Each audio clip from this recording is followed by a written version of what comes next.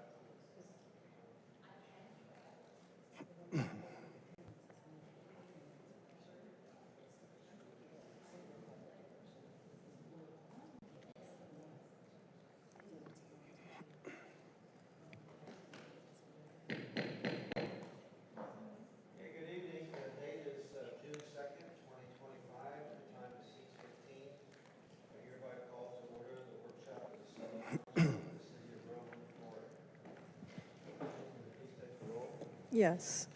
Mayor Keith Kehoe. Here. Vice Mayor Barbara Gaines. Here. Councilmember Amy Jo Carroll. Here. Councilmember Judith Fike. Here. Councilmember Mike Radzik. Here. City Manager Mike Hine. Here.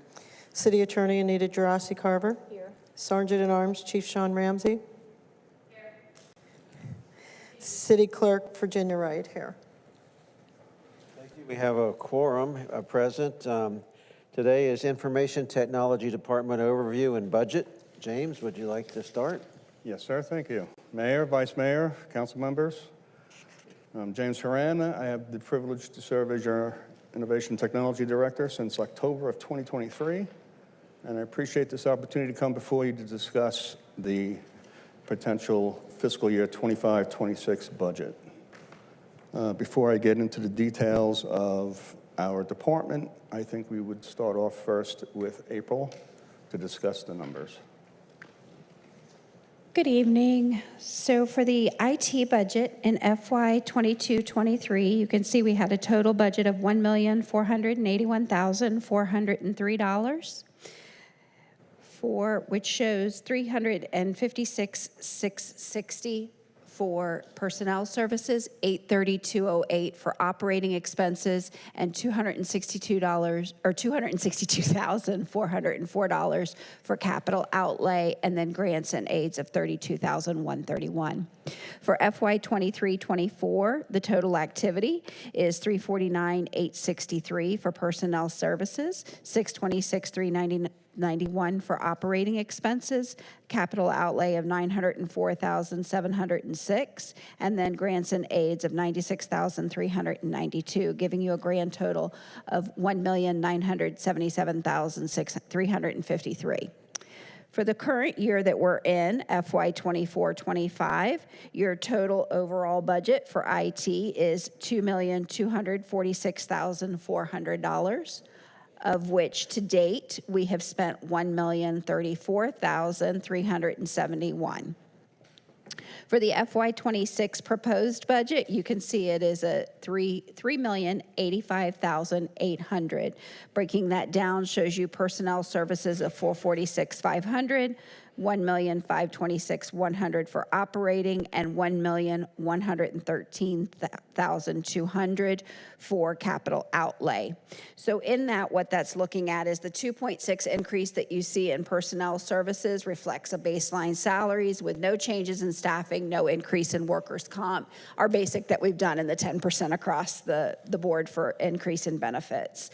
The $302.557K increase in operating expenses is attributed mainly to IT supplies and subscription-based software. And then your capital increase, the $534,243 increase in capital outlay is attributed to a rise in capital requests, which if you want to go to the next slide. Really where those are is the biggest increase for this is the disaster recovery site for police and city networks, your fire station 2, the fire department station, or 3, excuse me, the new fire station at $57,400. But these are others, the others here are kind of what they've asked for: laptop refresh for end of life at $18,000, a workstation refresh for end of life equipment at $32,000, replacement equipment and parts at $64,005, which is also a slight increase from the previous year or our current year. Citywide CCTV at $65,000. The fire department, their mobile data units for replacement of end of life is $35,000. Police car printer replacement is $5,500. Police docking stations is $7,800. Antennas for police vehicles is $18,500. The remaining road patrol laptops for PD is $30,000. And then the end-of-life replacement for mobile computers is at $85,200. With that, I'll turn that back over to Jim. Thank you, April.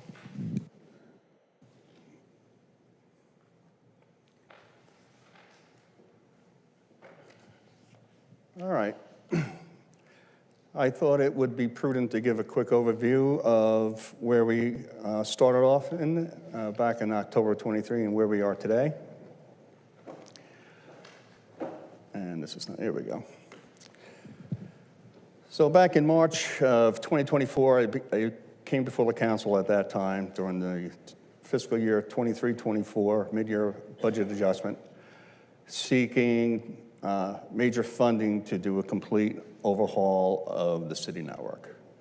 At that time, we had found 29 critical deficiencies, serious deficiencies throughout the city, which left us vulnerable to a great deal of cyber security infractions, hardware and software misconfigurations. We had servers that weren't even licensed, and a whole myriad of issues.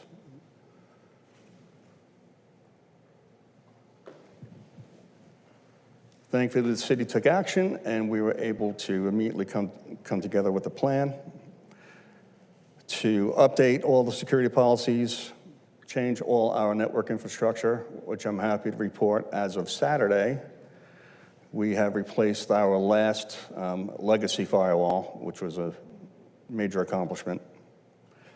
We talked about getting together with data compliance and device compliance throughout the organization, and getting all our management and everything up to current standards to comply with CGIS, HIPAA, NIST, and state of Florida regulations.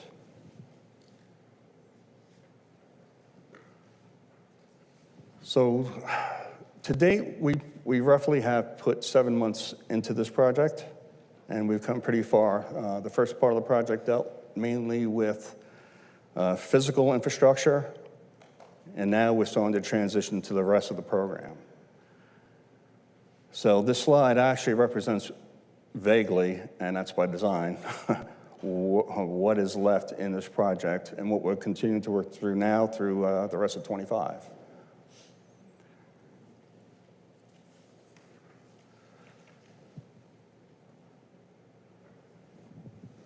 I mentioned this slide because this is the slide we used back last year in March, which just gave a simplified chart of the physical network that we had to deal with. If you look at the top line where you see the yellow highlight, these are all the components that are required to safeguard a network or our city from any sort of cyber infractions or infiltration. At that time, I had told the council that this plan would address our applications, information, physical network, operations. It would address deficiencies in our encryption and access control. The chart is laid out how we were going to accomplish that. Each green check is demonstrating the fact that today, as of today, they are completed. The only things left have to do with logical or software, which that is the phase in which we are entering now to complete. I'd also like to point out that in last year's funding, where we see end user education and disaster recovery, that was not part of the plan. It was part of the plan mainly because we knew that it would be impossible to achieve it under that budget year, and it was not logical to try to take on something that was beyond the scope that we can actually accomplish.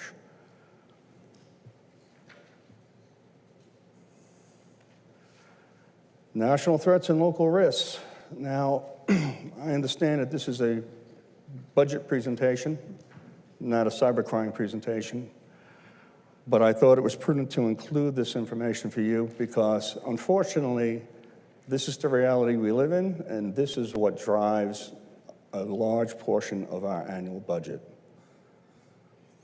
As you can see from this chart, this came out from the FBI Internet Crime Control Center, which puts out an annual report, and is showing that cyber losses throughout the United States has been on a steady 9% increase year over year.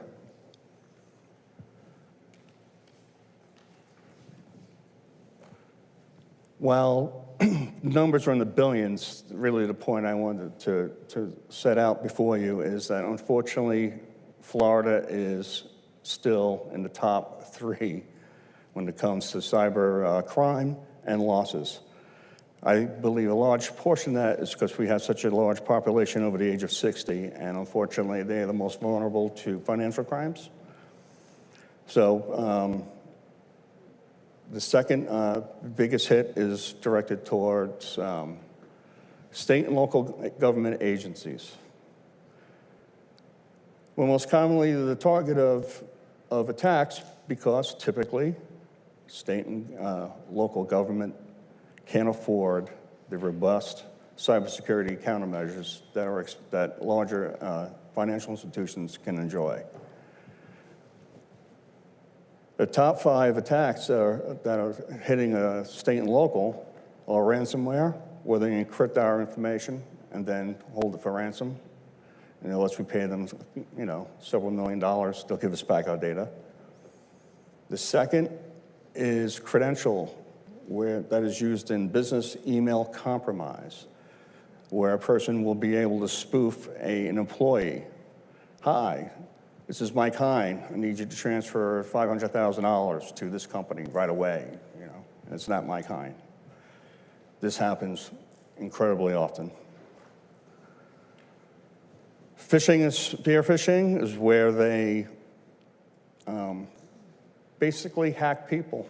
They social engineer information, figure out how to compromise their accounts, and they usually do this through email. They send an email or call up and pretend to be tech support. I mean, there's many, many different ways this stuff goes about. Old school distributed denial of service attacks, where they overwhelm networks with fake requests for information. And data exfiltration. So this is where you get doxing. Doxing is where they break into a network, and now all of a sudden, all your police officers' information all over the internet. Or they get a hold of criminal justice information, and they post that online. It's a significant threat to our first responders. We are currently addressing these issues through enforcing multi-factor authentication, addressing patch management for known vulnerabilities, network segmentation. So in other words, even if somebody was to figure out how to get into a piece of my network, we have it segmented to the point where they can't transverse it laterally, right?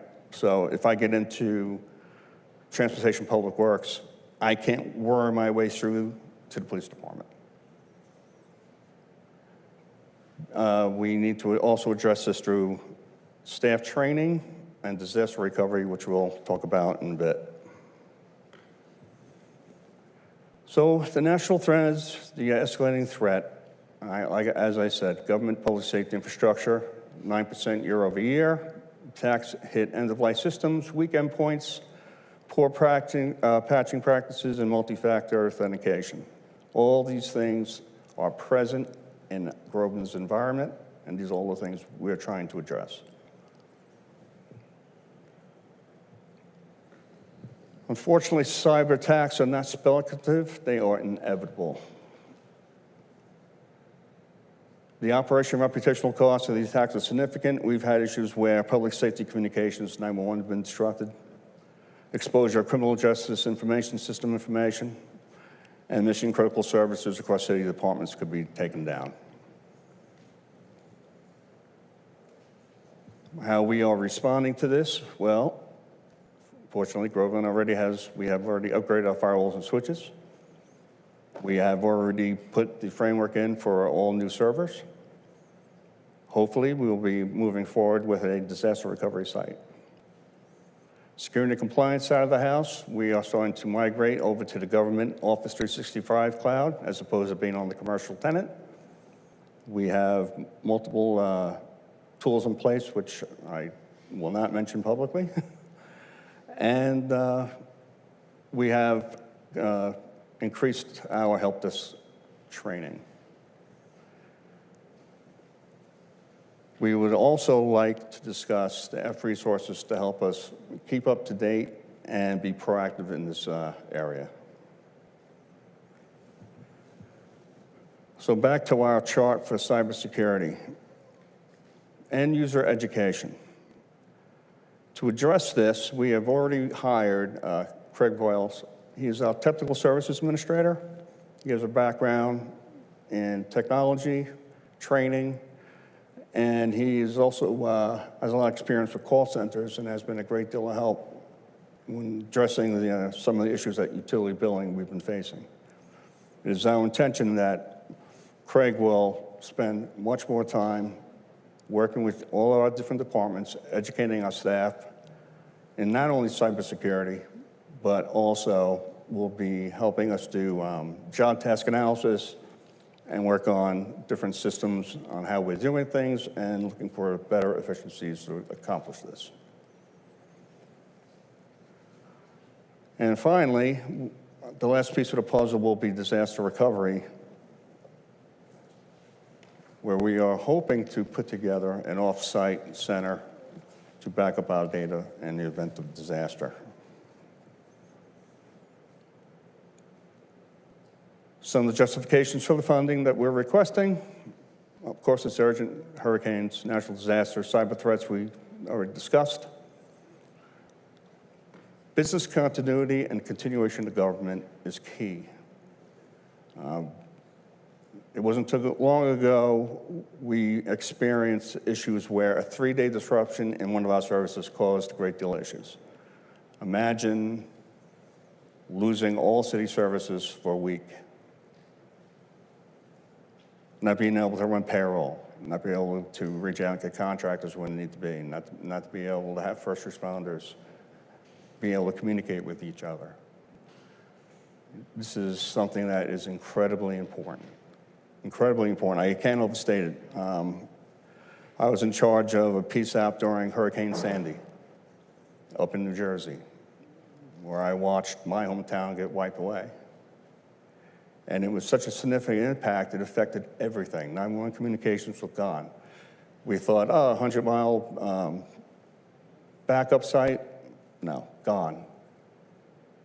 And just the simple task of getting gas for patrol vehicles and ambulances was a major obstacle to overcome.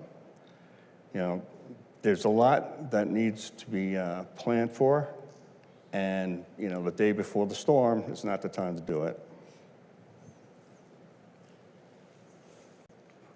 Funding. So basically what we would do is replicate the entire virtualization stack, servers, and firewalls that are currently housed at public safety at a co-location.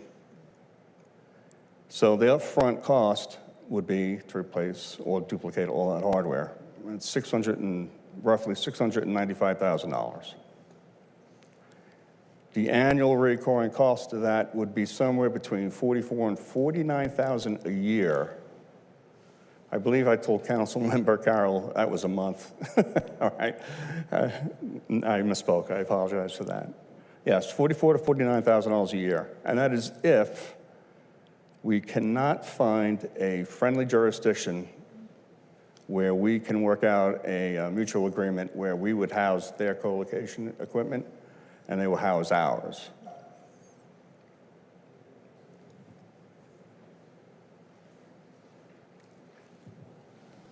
So here we go. State of the IT department. Currently, we have four staff members, myself and Deputy Director Perry. These 4.5 full-time employees cover 19 locations throughout the city. They support over 1,600 devices. So I know we typically think of IT as computers, printers, a network switch here and there. But in today's environment with the Internet of Things, everything is on a network, right down to what controls the air conditioning at public safety. And all these equipment, not only do we need to monitor and maintain them, but they're also vectors for a cyber attack. So our people are also maintaining CGIS, PCI, HIPAA compliance, help desk tickets. They deal with AV for meetings. They deal with public records requests. And in between all that, they're trying to advance projects while they're constantly getting calls, either directly on their cell phones or through the ticketing system for help. We have minimal staff redundancy and limited succession planning. So this is a current display of our organizational chart. Myself, Deputy Director, as you can see, it's a flat first-line organization with the two help desk full-time and part-time help desk. Currently, the total cost for employees' wages and benefits comes in roughly at $444,000.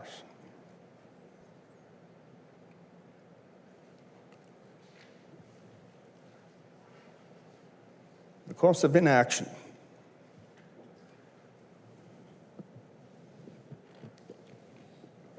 Currently, the way the IT leadership is allocated to the organization is very inefficient. Your director is currently performing the duties of a network administrator, level 3 tech support technician, and this has caused reduced efficiency when it comes to strategic planning and output. Rather than focusing on where we should be moving ahead to, I'm basically a fireman. I'm putting out fires on a day-to-day basis. And it's my belief that relocation of responsibilities will guarantee the long-term success of the organization. So yes, primary responsibilities is strategic planning, governance, budgeting, cybersecurity, vendor and stakeholder management, and not support tickets, hardware troubleshooting, and system patching.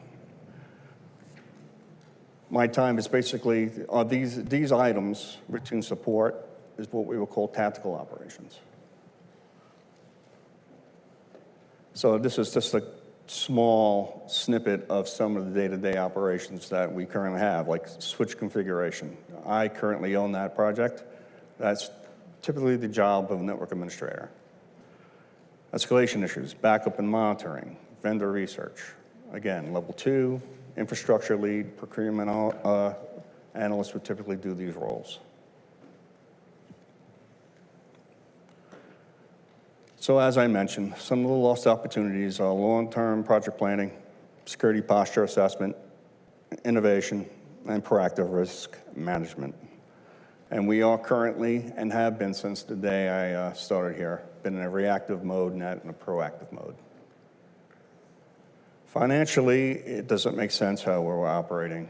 My IT director on average makes $130,000 a year, and his task should be strategic. However, he's doing the work of a network admin and a support tech, where a network admin would be doing that job at $75,000, and a support personnel somewhere in the neighborhood of $60,000. Currently, there's a single point of failure. If I get hit by a bus tomorrow, a great deal of institutional knowledge is going to go with me. My first day on the job here, the previous IT administration had all left prior to my starting.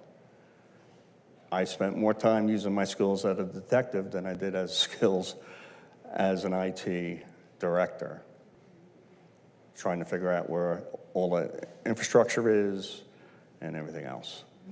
That is something I absolutely will not do to the next person. Current rate, we run the risk of burnout and attrition. Project fatigue is a real thing. I hate to admit it, but I'm starting to feel it. And audit and compliance gaps are starting to take place. Team development.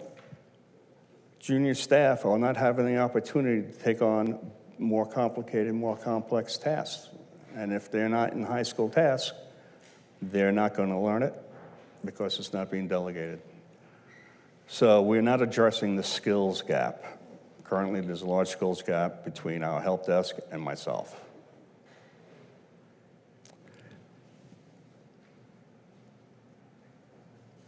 So this is what I am proposing we do to address this.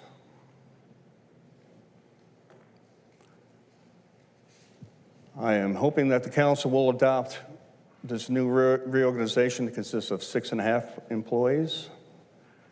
I would like to promote 2 of our team to new roles. One as a technical support supervisor, and the other as a hybrid role of network and systems analyst. In doing so, I would like to hire 2 replacement help desk people to fill in their vacancies. And this will let myself and the deputy director focus on leadership, innovation, and risk mitigation.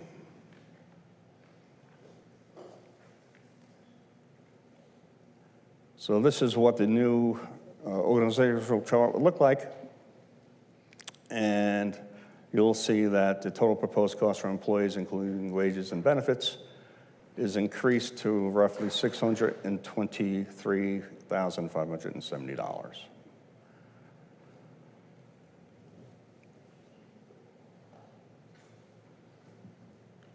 There you go.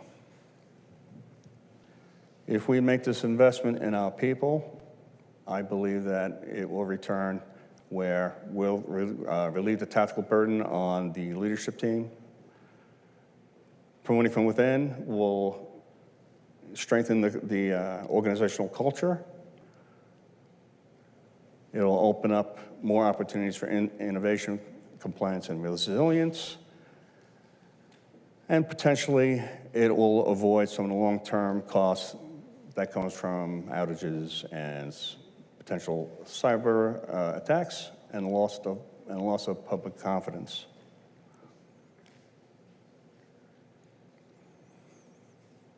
Looking ahead, hit that for me, will you? Thanks. 24-month vision. All right. Making these promotions and doing these changes is not going to be a silver bullet that's going to make everything better next Monday. It's going to take roughly 24 months at a minimum. Once we get the staff in the proper places, we have to train them. All right, typically, a person goes from system analyst after 2 years of training and 2 years of experience, sometimes 5 before they make system administrator. I'm very fortunate with the staff I have. They're incredibly dedicated and they're smart. I believe that they're going to cut that time way down, 2 to 3 years. I have a great deal of respect for them and a great deal of confidence in their ability to learn and their willingness to achieve. So anyway, the 24 months from now, I would expect that the city would be disaster recovery ready, audit ready, future ready, confident, secure, and a well-supported user community. And as always, these are the principles in which the IT department operates under. All right, every project is a cycle. Everything we have here, like a life cycle, same thing with our infrastructure. We architect, engineer, deploy, operate, and maintain. Currently, I am doing all the above. I would like to see Mark Perry and myself focus on architecture and engineering and let our staff be hands-on deployment, operate, and maintaining. I believe that is all, and I welcome your questions. Amy Jo?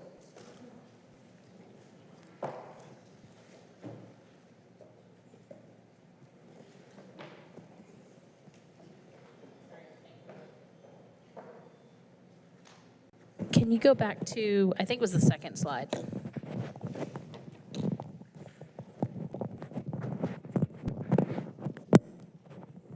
It's the budget, capital projects.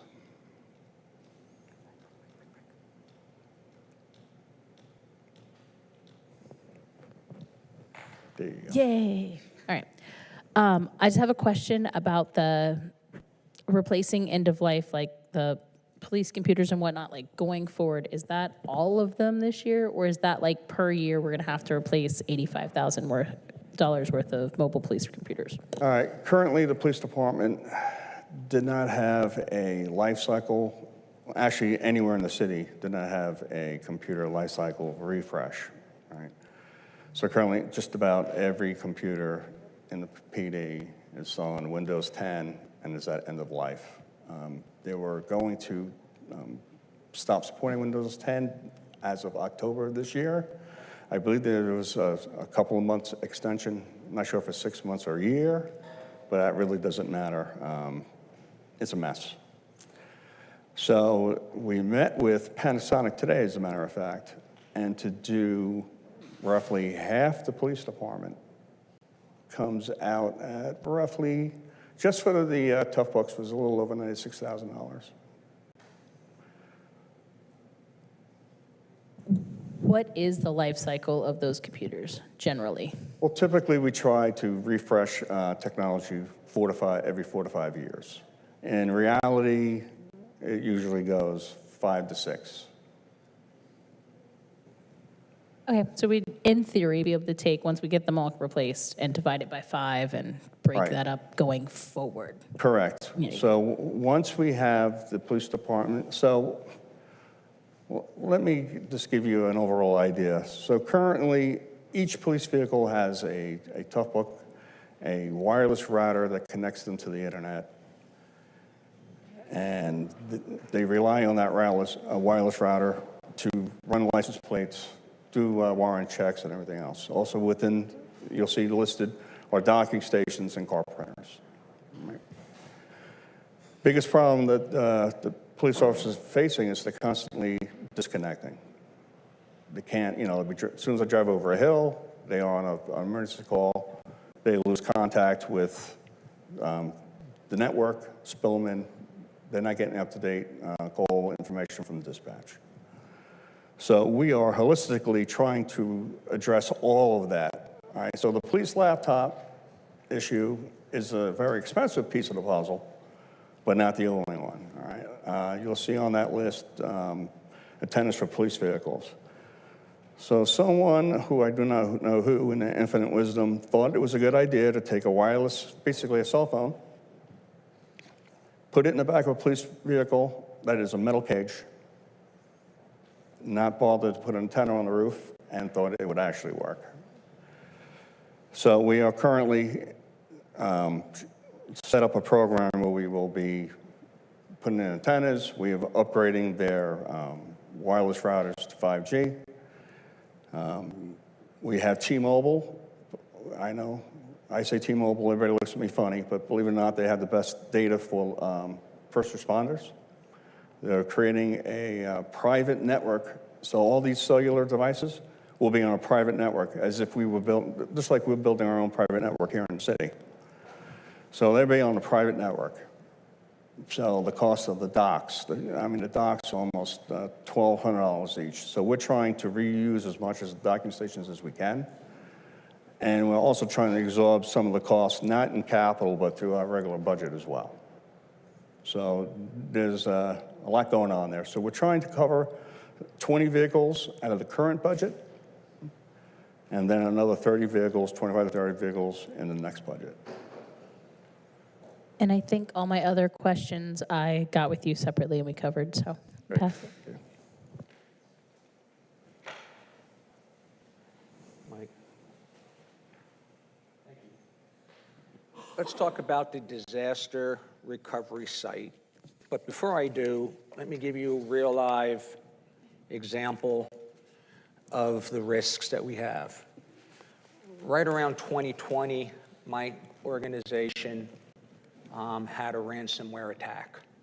We had a disaster recovery site out in Texas, but the software and the hardware was not what you would want to use in this disaster recovery. So my company decided to shut down for the good part of almost a month and rebuilt every single computer, every single server, every single printer, wiped everything clean and started over again. That's what we don't want to have here, is to be out of any type of time when everything is dependent upon it, whether it's the police or whether it's utilities or otherwise. I had asked you earlier about a disaster recovery site, and you had mentioned maybe something up in Tallahassee, and I had said to you, Tallahassee or Jacksonville? Tallahassee. Okay. And I had said to you that, you're the expert, not me.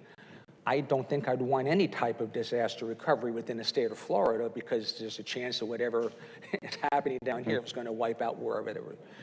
And then I'd asked about putting it in the cloud, and that would end up being cost ineffective per se. So what are our choices with regards to a manageable, affordable disaster recovery, knowing that we're just one incident away from literally being wiped out for who knows how long? Well, currently the plan that I'm putting forward is probably the most economical. You're looking at roughly $95,000 in hardware, but basically that is just basically duplicating what we have. And we would also do the same thing we're doing here, where we would make sure that cost covers 5 years. So it's 5 years of licensing, 5 years of updates, 5 years of warranty. It's all bundled right up front, so we have steady, we know our costs year over year over year. One of the places I looked at was regional data up in Tallahassee, only because the information on costs is readily available. They sell co-location by the square foot. They figure out how much server space you can fit in a square foot, how much power it should use, and everything else. So that's where we came up with the number 44 to 49,000 per year, because we're backing up 2 sites, all right? Remember, one of the main thrusts of this project was to separate the police department network from the city network. So we now have 2 distinct and separate networks, right? So if you go into the server room right now in public safety, you'll see 2 complete racks, almost identical. One is the city and one is the PD. And we would just duplicate that at a co-location. I would try to condense it a little bit. Maybe use some hyper-converged servers and maybe cut down on some of the colo cost. But, it is what it is. Having disparate, like you said, disparate equipment, it always sounds good until you need it. It never works. So in my opinion, IT is, it's the backbone of the city. It's the backbone of today. You're basically looking to add 2 new FTEs to free up your time to do things that you should be doing and not some of this everyday stuff. Correct. So I can understand that. But let me ask Mr. Hine something. To date, Mr. Hine, how many new positions have we basically been made aware of during this budget process? How many new positions to date? Yeah, Mr. Mayor, members of the council, Councilman Radsick, through all the presentations, we talked about the potential of moving some positions. For example, the part-time position that was doing lien searches over to the clerk. You've talked about adding a code enforcement officer to code enforcement, and you've talked about adding police positions. So those are the positions that I'm aware of so far. So starting at 177, which we already would have had the code enforcement from last year, what would be a new FTE number with, I mean, literally brand new positions on the org chart? Adding to the 177, I will get back to you because, as you point out, some of those are already accounted for in the 177, including frozen police positions. This would be 2 additional FTEs. Okay. So again, in my opinion, because this is a very much needed infrastructure, it's just as important as water, sewer, State Road 50, and otherwise. You know, if we can do it, I think we have to. But that's up to you all to basically crunch the numbers. That's all that I have. That's fine. Hi, Jim. For the sake of time, I'm just going to ask a quick question or two, again, about the disaster recovery site. I know we talked about it when we met, talking Tallahassee. This is what I forgot to ask you, so I'm going to ask you now. Where does Claremont and Mascot and Mineola have their their disaster sites? I don't know. And I was curious where they're, you know, what plan they have. Is it something to look into and see? I don't know, is it a buddy-up system? I don't know. I know that I would think that they have something in place as well, and I was rather curious to see where they were, what they were paying. You know, we're not all the same size cities, obviously, with the same requirements, but I would be curious to see how we compare with them. And again, on Mike's question is also, what does their staff look like for IT? How do we, I know when we've done some of these meetings with fire and so on, we've come back, I know you don't have the answer tonight, but where we stack up against those cities with their IT departments as far as full-time employees and so on. I'd be curious to see what their expenditures are and what amount of staff they have. Yeah, one of the disappointments I have in this position thus far is that I have not had the time to basically join the community and deal with other directors and see, you know, what they're doing and how they're doing it. I would not be surprised if one, if not all, don't have a recovery plan. When I came from Pennsylvania, only counties did. New Jersey municipalities, they couldn't afford it or didn't care, you know.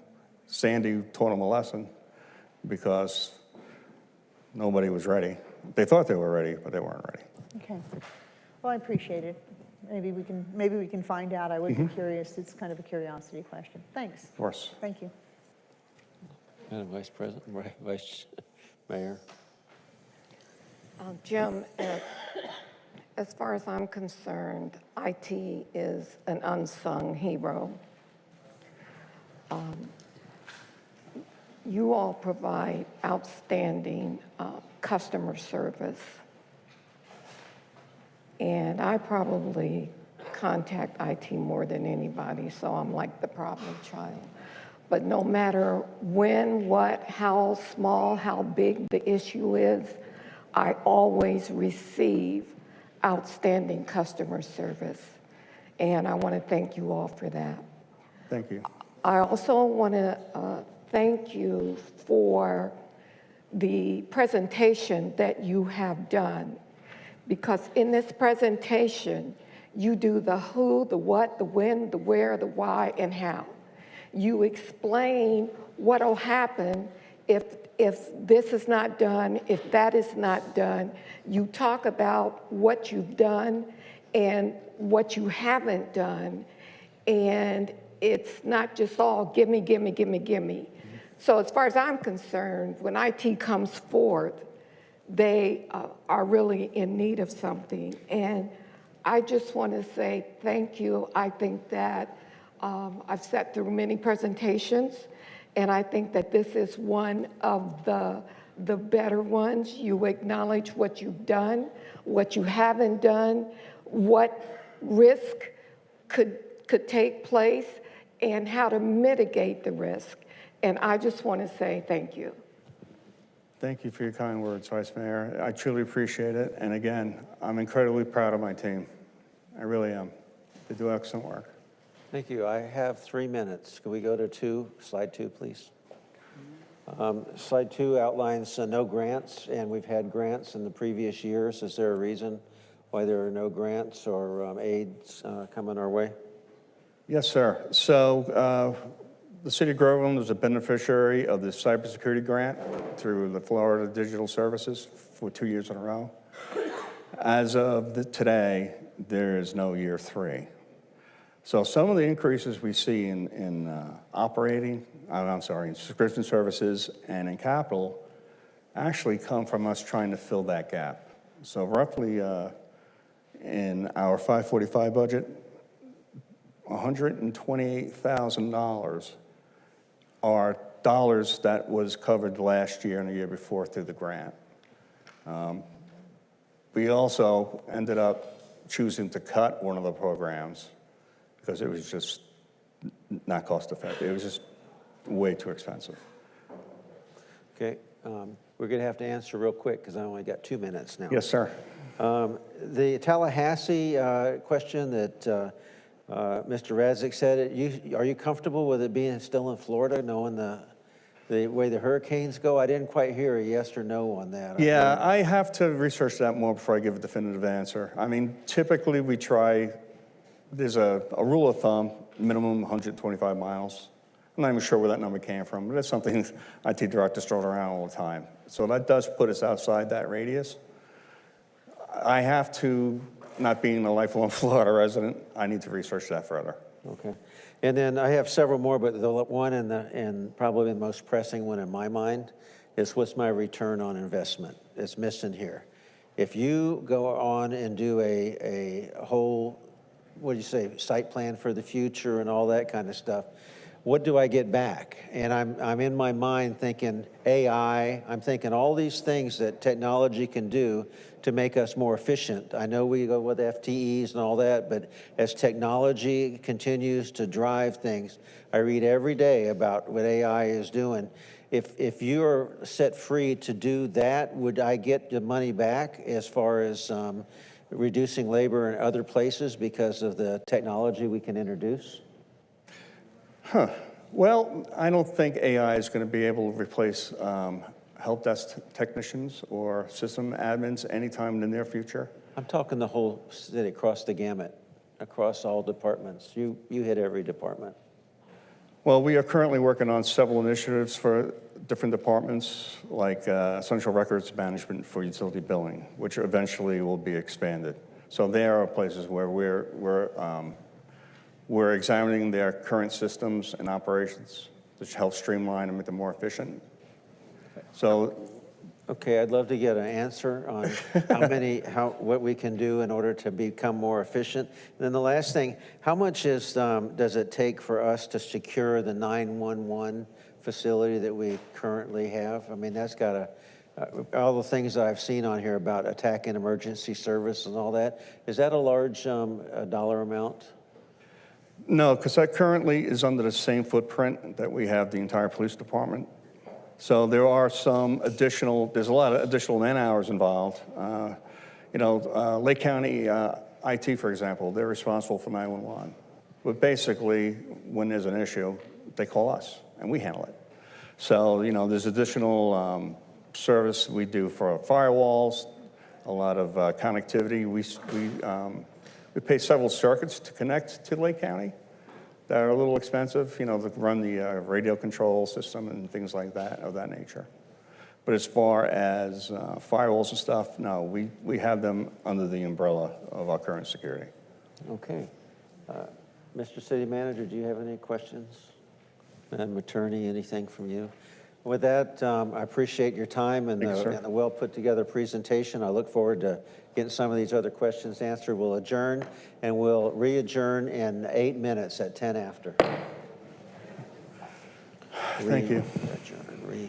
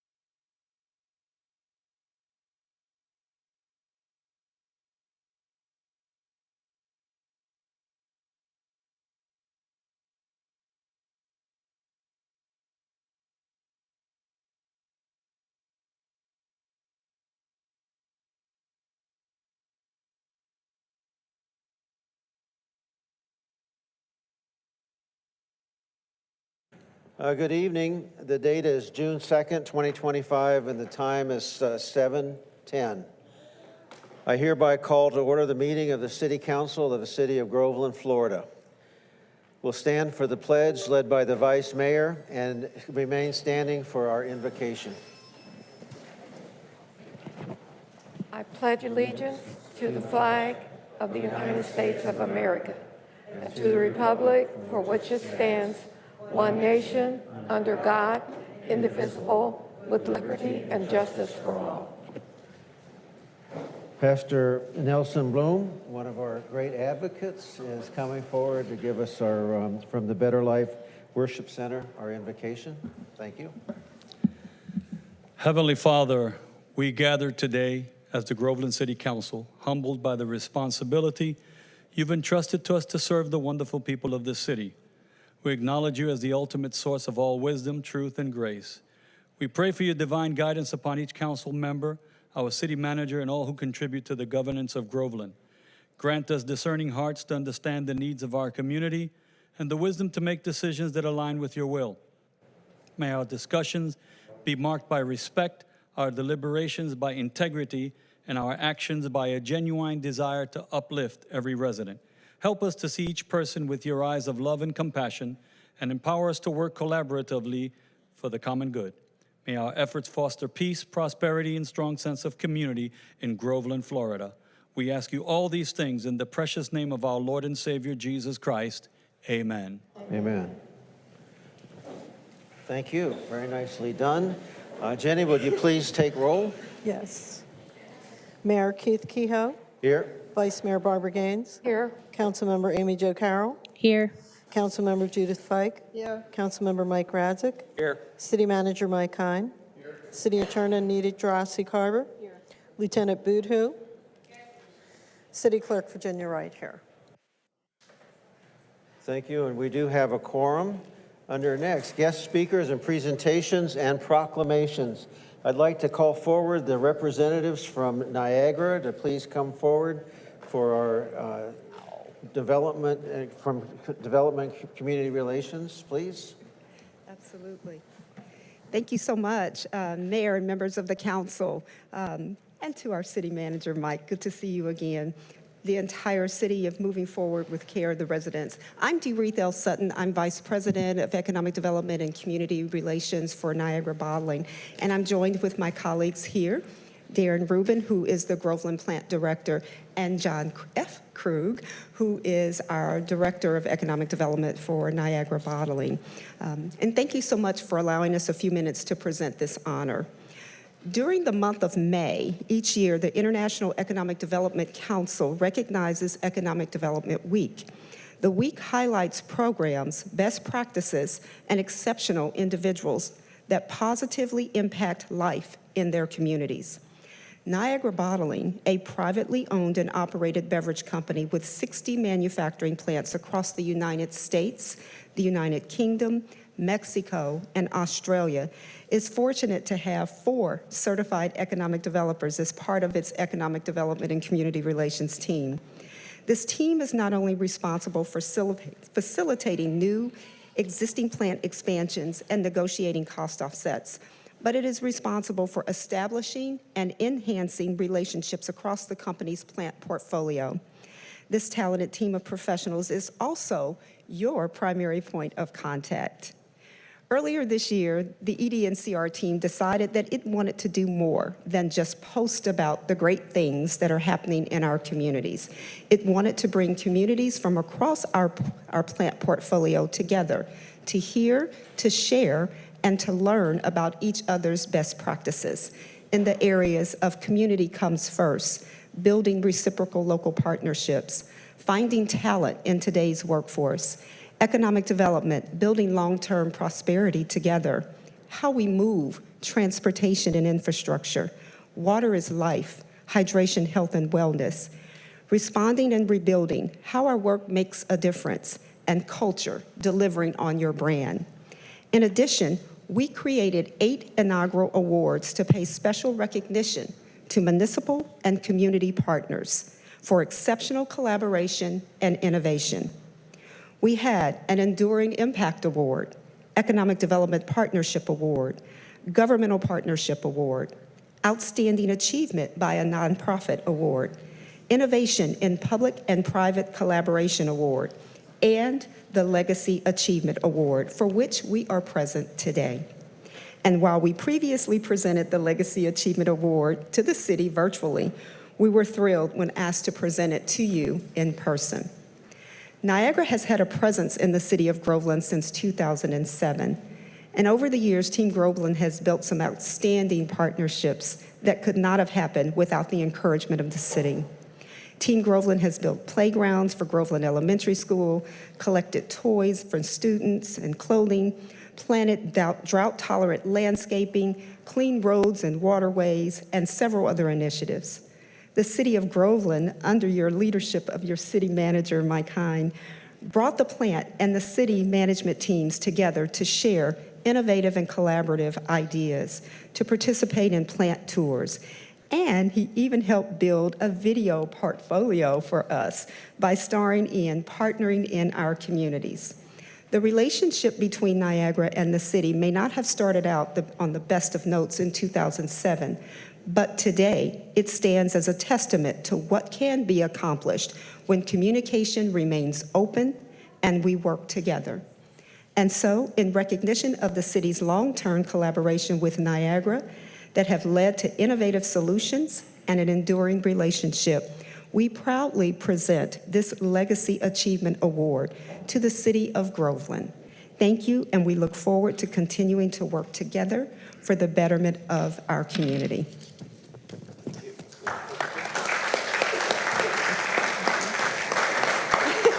You're going, somebody's going, everybody's coming.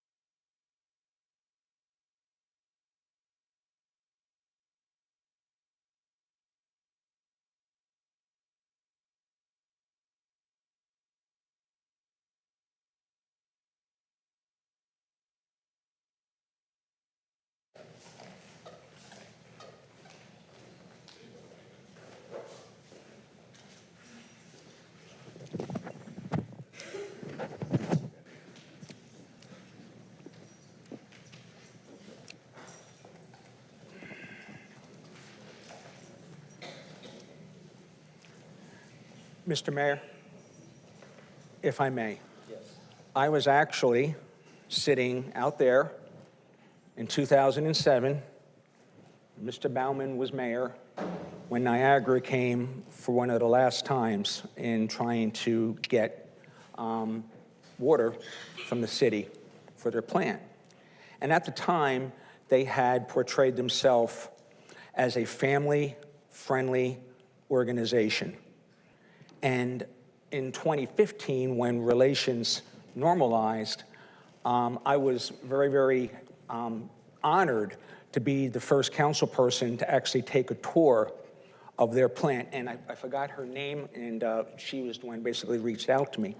And what I'm trying to get at is that if any of you have an opportunity to take that tour, you will be absolutely amazed as to, you can't even see the water emptying into these tubes. You can't even see them getting blown up. But they are everything what they portrayed themselves to be many years ago, and I think we've all seen it with their sponsorships and otherwise. So just, again, I would really encourage you all to take that tour. Thank you.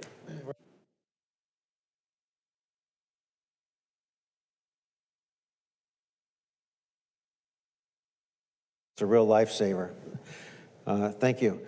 Next, we have the Groveland Police Department swearing in and promotions. We have 3 of our distinguished lieutenants here tonight to come forward and execute that swearing in.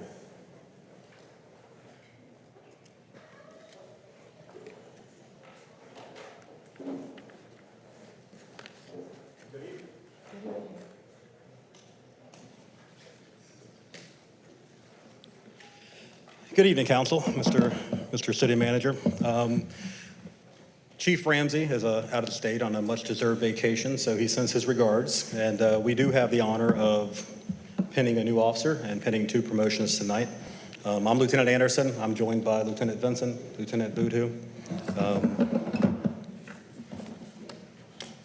So our new officer that we're swearing in tonight is a Mr.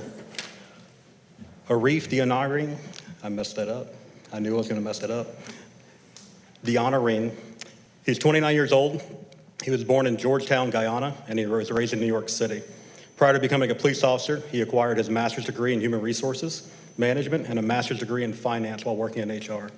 Prior to coming to the Groveland Police Department, he served 3 years as a police officer in the New York City Police Department. And then when he moved to Florida, he served 1 year as a police officer at Haines City Police Department. Go ahead and step forward. Raise your right hand. I do solemnly swear that I will support, I do solemnly swear that I will support, protect, and defend the Constitution protect, and defend the Constitution and government of the United States and of the state of Florida. and government of the United States and state of Florida, That I am duly qualified to hold office under the Constitution of the state, that I am duly qualified to hold office in the United States, and that I will well and faithfully perform and that I will faithfully perform the duties of police officer for the Groveland Police Department. the duties of police. Sorry. You're fine. One more time. The duties of police officer for the Groveland Police Department. The duties of police.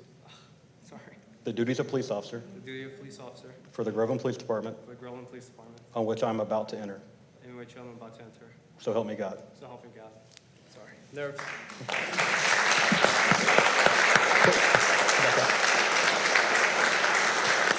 Arif is going to be pinned by his wife. Just in time. Did y'all practice this so you don't get stabbed?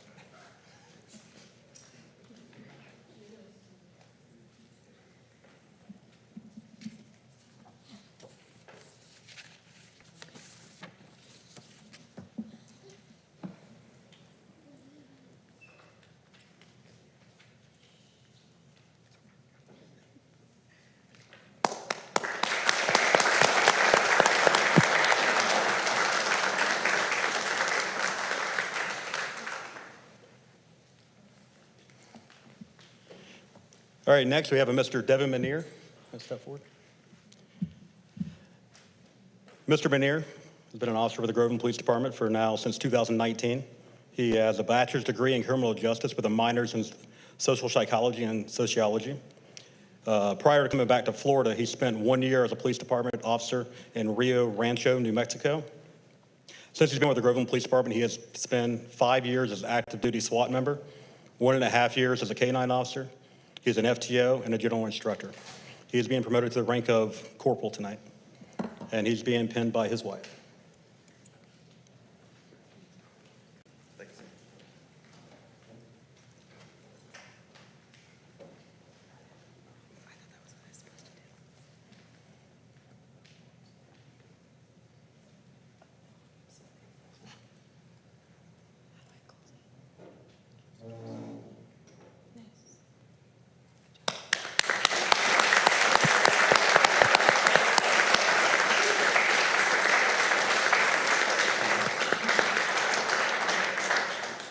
Last but not least is Mr. Stephen Wilson. Step forward. Currently, about to be Sergeant Wilson also began with the Groveland Police Department in 2019. Prior to that, he was in the U.S. Navy for a police officer as 8 years with multiple combat deployments. He has also served as an FTO. He was awarded Officer of the Year for the Groveland Police Department in 2024, and he's being promoted to the rank of Sergeant tonight, and he's being pinned by his father.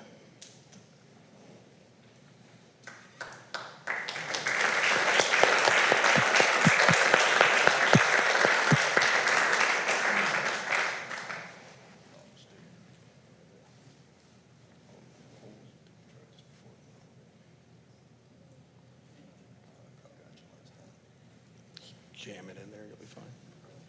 He can take it.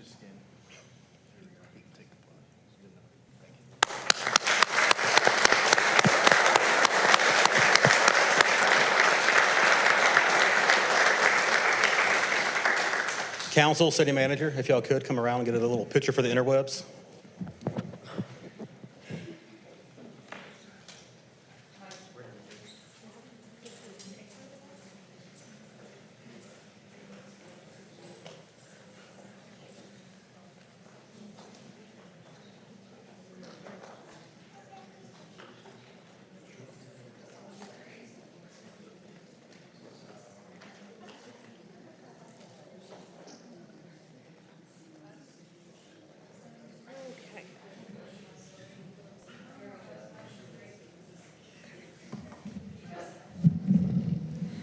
Just gonna make a little bit of, okay.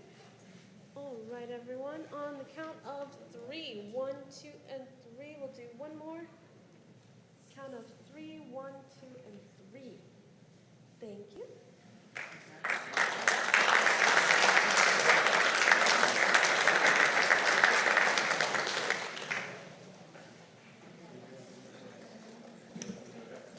Thank you.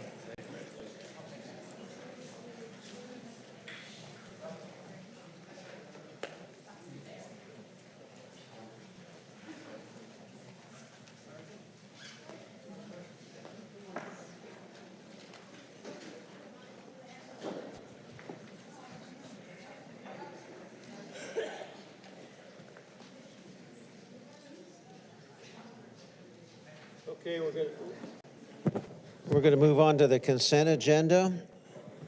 Jenny, will you please read the consent agenda into the record? Yes. Consideration of approval, May 12th, 2025, City Council Workshop Minutes, May 15th, 2025, City Council Retreat Minutes, May 19th, 2025, City Council Meeting Minutes, Resolution 2025-30, approving the agreement between the Cherry Lake Preparatory Academy and the City of Groveland, Florida, for School Resource Officer Program 2025-2026. Resolution 2025-31, approving Gadsden Street Trail Project, declaring property necessary for public project. Thank you. I forgot to ask if anybody wanted to take anything off the consent agenda this evening. Council, public? Okay, moving on. Do I have a motion to accept the consent agenda? So moved. Have a motion? Do I have a second? I second. We have a second. Any discussion? Any public discussion? Seeing none, please take the roll call. Sorry. Councilmember Fike, how do you vote? Aye. Haynes? Aye. Councilmember Radzik? Aye. Councilmember Carroll? Aye. Mayor Kehoe? Aye. All right, moving on to old business. Agenda item 1, resolution 2025-28, approving the development agreement between Racetrack and the City of Groveland relating to the new racetrack located at 2360 O'Brien Road, Groveland, Florida, to allow for its opening to the public and issuance of certificate of occupancy only under certain conditions outlined in the agreement. May I ask Mr. Fish to come forward? Thank you, Mayor, Council members. TJ Fish, Director of Transportation and Public Works. I apologize I was not able to be here at your last meeting on May 19th as I was enjoying my son's graduation from high school. So with that said, I'm here this evening to be able to answer any questions after I introduce the racetrack team this evening. They will present some of the information of what is happening in terms of their building and the pending certificate of occupancy and the traffic improvements that are either in place or pending. So I'd like to introduce Garrison Cohen on behalf of Racetrack.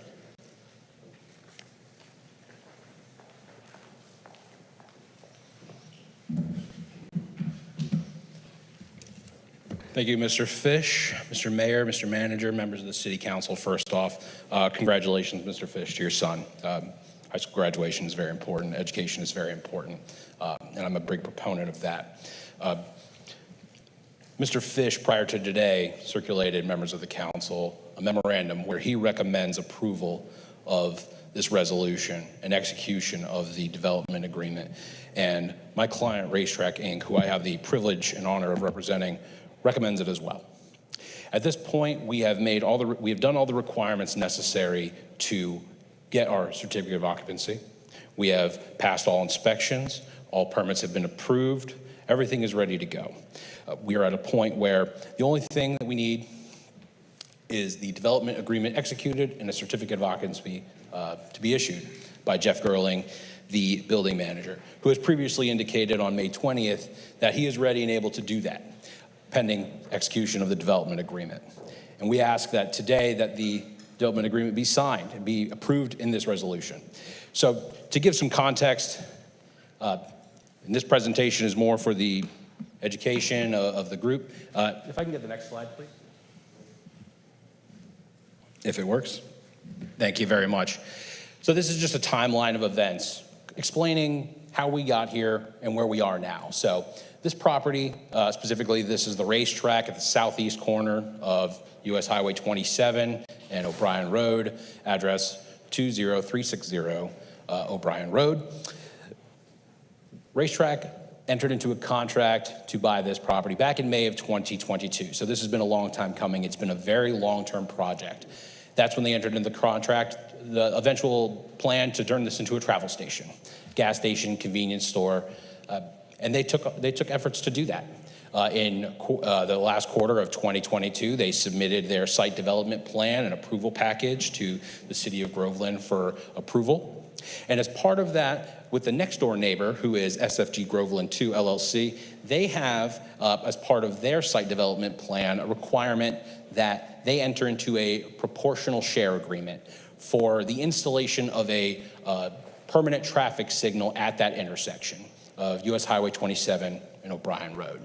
One of the requirements that was on theirs, that being SFG's site development plan and their approval, was to get that proportionate share agreement, or a prop share agreement, as I may call it, get it in place and get it installed. And Racetrack did that. Back in February of 2023, Racetrack started discussing it with them. They, in fact, eventually entered into it within March of 2020. In March of 2024, it was signed. And while that was going on, Racetrack's site development plan had already been submitted, and it was approved. And it was, in fact, approved in March of 2024. The next thing that comes up is, actually even before that, Racetrack had already submitted a permit to Florida Department of Transportation, FDOT, for installation of that signal. They applied for it back in January of 2024. It's always been in Racetrack's interest to have that traffic signal installed, and it's continuing to be in their interest to do that. Now, as part of that, though, when Racetrack got their March 1st approval letter, there was no express requirement in that approval for their site development plan that a traffic signal needed to be installed prior to a certificate of occupancy being entered into. Now, moving forward, as time goes on, March 18th, 2024, that prop share agreement, where Racetrack says it'll install it, it gets recorded, it gets put in place, the city, the work begins. In May of 2024, work's getting to roll, we start the work on things. It doesn't come up until March 29th of this year that during an inspection note, it was discovered that signalization at that intersection was a condition to receiving a certificate of occupancy. Now, the issue that came up, and while Racetrack is still trying to work through this, is there was a prior email from TJ Fish, Director of Public Works and Transportation, from March of 2023, where he made clear that it was just the execution of the prop share agreement that was a condition to the certificate of occupancy. And again, that's been in place, that's been signed, and we're working on it.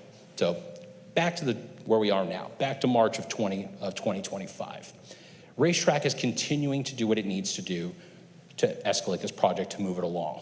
We start working with FDOT even more closely, and Mr. Fish is involved in those calls. We have calls with them on April 7th of 2025, April 14th of 2025. And the question is, and what's being resolved is, what about this signal? What about this traffic light at the intersection? Because it's going to take a long time to get installed. Well, what's going to happen here is FDOT, in consultation with City of Groveland, Mr. Fish, and Racetrack come up with an interim solution because it's going to take a long time to get the traffic light installed. The interim solution was the use of delineators and creating a directional median at that intersection. That way it limits traffic, it helps the flow. FDOT reviews a permit modification that was submitted by Racetrack. They approved the permit modification that was submitted by Racetrack. And since then, Racetrack has installed everything, and FDOT has passed all those inspections. And so that brings us up to May of 2025. All the inspections have been completed. Everything is ready to go. City Council proposes the execution of a development agreement to memorialize the condition of that installation of the interim solution. Racetrack has signed the agreement. They signed it on March 9th. They returned it. In fact, that was the same day they started doing the work for the delineators and installing of the directional median, and all of that has since been completed. At this point, all of the inspections that are needed for execution of the development agreement and everything is done. It is all ready to go. All the inspections have been passed, and frankly, there's nothing left other than to issue the certificate of occupancy and approve the development agreement. At this point, we recommend executing or approving of that. We recommend executing the development agreement and issuance of the certificate of occupancy. Now, I understand there may be questions from both the council and from the public regarding this. I myself, along with Samantha Jones, Alan Bell, and Juan Ortega from Racetrack, are available to answer those questions should they arise if Mr. Mayor, Manager, and members of the council will allow us to answer those questions. Well, definitely we will. Thank you. But so we'll start out with the council on a discussion of this issue. Ms. Fike, do you have any discussion on this item? Question, but I'll probably come back after it passes around the council and other questions come up. Just one quick question. If everything is approved tonight, what is the turnkey on after you receive the certificate of occupancy? I mean, is it, so if you got that certificate of occupancy tomorrow, when do you open? Open to the public, I say a matter of weeks, and the only reason is we got to stock shelves, go through training of employees. We're talking a couple of weeks max. Okay. Everything, the store itself is ready to go and receive it. We just got to get front of house shelves stocked. That slurping machine needs a little bit of time to cool down. It's a little hot out there. So. And how do you roll out the announcement of that opening? How will we announce it? I'll defer to Racetrack if they'd like to answer that. Okay, fair enough. That can wait for the rest of the council to roll through with questions. I'll probably come back with some. I've got a lot of notes here, but I just wanted that question answered. Thank you. Thank you so much. Okay, Mr. Radzik? Do we have a timeline for the completion of that light?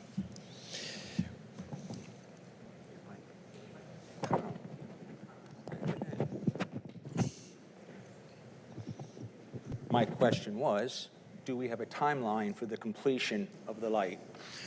No set timeline, but the only reason is there's a lot of variables in place. I say that, but all the equipment needed for the installation of the light has been ordered. The mast arms have been ordered, the control box has been ordered.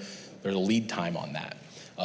All that said, all the equipment has been ordered. Again, it's in Racetrack's interest to do that, but at this point, the requirement that the light be installed is not a requirement under the Florida statute 559791, the private provider statute. It's not required because that's not something that the building manager nor TJ Fish identified. The development agreement states that as a condition of issuing it, the certificate of occupancy, it was installation of the interim solution, not the permanent solution. The interim solution, which FDOT again has approved, inspected, and passed, is already in place. I saw it today myself. Mr. Rossi Carver, is this a City of Groveland issue, or is it a Department of Transportation issue since it is a state road? And I say that because I'm not sure if we can make it, meaning the light, a condition of a CO when it's on a state road issue? So the city does have concurrency requirements for transportation, and one of the things, because it is a state road and the city does not have jurisdiction over that road, we defer to what FDOT permits. So we will say if a traffic study identifies there's deficiency or a safety issue, we say you have to comply with whatever DOT says is required for that improvement. And so that's what was done in this case. Now, we have an interim solution sanctioned by the DOT. We do. They approved the permit, the work has been done, they've inspected it, and they passed the inspection. It is, in FDOT's eyes, ready to go.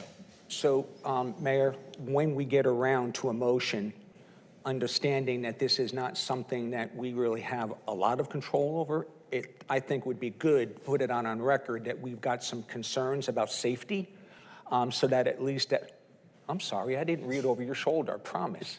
But I think we need to memorialize it, that we understand that this is really an issue outside of us, but that we're concerned about it. That way, we're kind of covered. I think you're exactly right. We'll get to that for sure.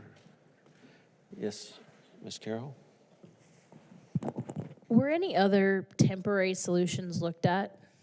Yes, there was, and I can have my the team from Racetrack comment on the specifics of those interim solutions.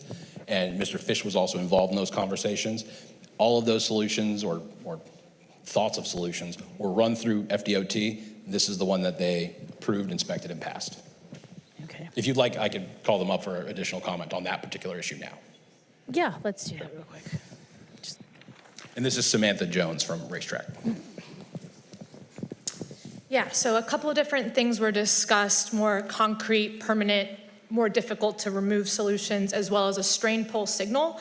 Under a lot of circumstances, the mast arm is the longest lead time. In this case, it's actually the controller box. So while we did still in parallel discuss with the city DOT and Lake County as a proponent to the signal to do a strain pull, it doesn't help us in this case because of the controller. So ultimately, on a call, I believe on April 14th, with all parties, including the city, it was determined that the directional median delineator was the best approach for all moving forward. Okay.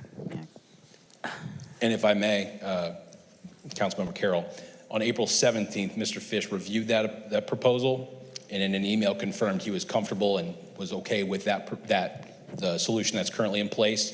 FDOT then approved the permit, and it's since been inspected and passed. My biggest concern is the number of semis that come through that intersection that then have to go down and make a U-turn over at the turnpike. I think we're going to see a huge increase in traffic accidents. But, yeah, it doesn't sound like we have many options, so that's fun. Thank you. Vice Mayor? Can you please show me and the public what that interim fix is? Do you have a picture of it? I don't have a picture on my available on my laptop, but I can describe it as well as I can, Ms. Vice Mayor. Do we have an aerial? Give me 1 second.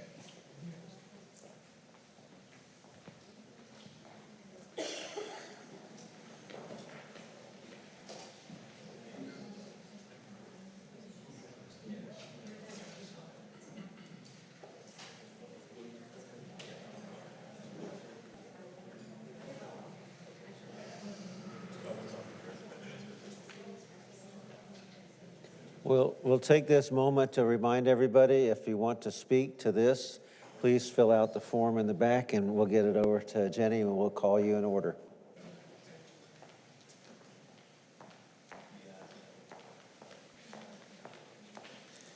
And apologies for that delay. What you're looking at here is a picture, an aerial map of both O'Brien Road, where the star is, and just an overall map of the area, including America Road going around this. So if you look at the star, you'll see the 2-lane highway of US 27 in yellow. We don't have necessarily a zoomed in picture of what that is, but I'll describe it as well as I can. This is US 27 at that point is a 2-lane highway on each side with a separator median of grass in the middle. That intersection previously was, I will use it as a layman's terms, an open intersection, meaning cars could go left, they could go right. You could come out of O'Brien Road and then make a left to go westbound onto US 27, both ways. What has now been established is if you are traveling westbound or eastbound at the intersection of Bryan Road, delineators have been in place so that it creates a temporary median So you can only make a left turn off of US 27 in both directions of traffic. So if you're on 27 heading westbound and you come to that intersection, the only option is for you to make a left-hand turn. And the same if you're going right. If you are at O'Brien Road and you're traveling north coming to the intersection, and if you wanted to make a left turn, there is the barrel barricades completely blocking the left lane, along with a stop sign and a sign that says right turn only. So effectively, that intersection, which you used to be able to make a left or a right at, now if you're traveling on US 27, you can only make a left, and if you're going on O'Brien Road, you can only make a right. All of which was approved by FDOT. Make a U-turn at the turnpike and go back. No, but,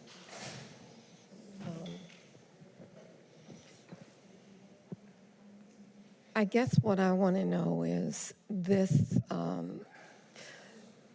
median or whatever that's been put in place, is there any way that a car, a vehicle, would be able to get through any of these spaces? Not in compliance with traffic laws. And I say that because they could run through barricades and go through an intersection, and it would be the same if there was a traffic light there. Someone could run a red light. But effectively, if a driver is complying with the law of the road, there's no way they should do it. Ma'am, they're spaced every 3 feet apart. I'm sorry? The barrel barricades and the delineator are in 3-foot increments. So every yard is another post.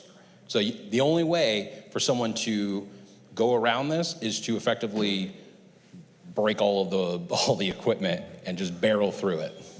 Are the posts pliable or are they like still?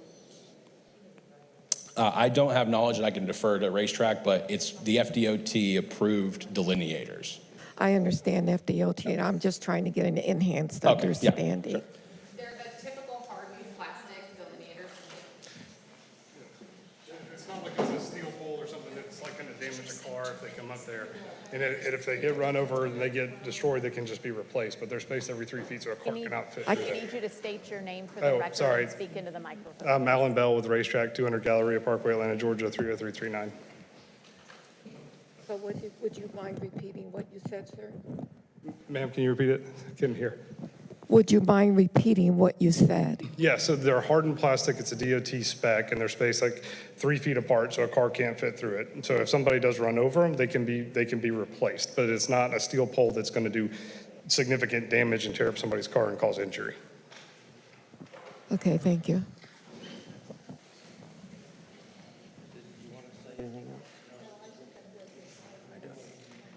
Did you want to? I want to ask another question.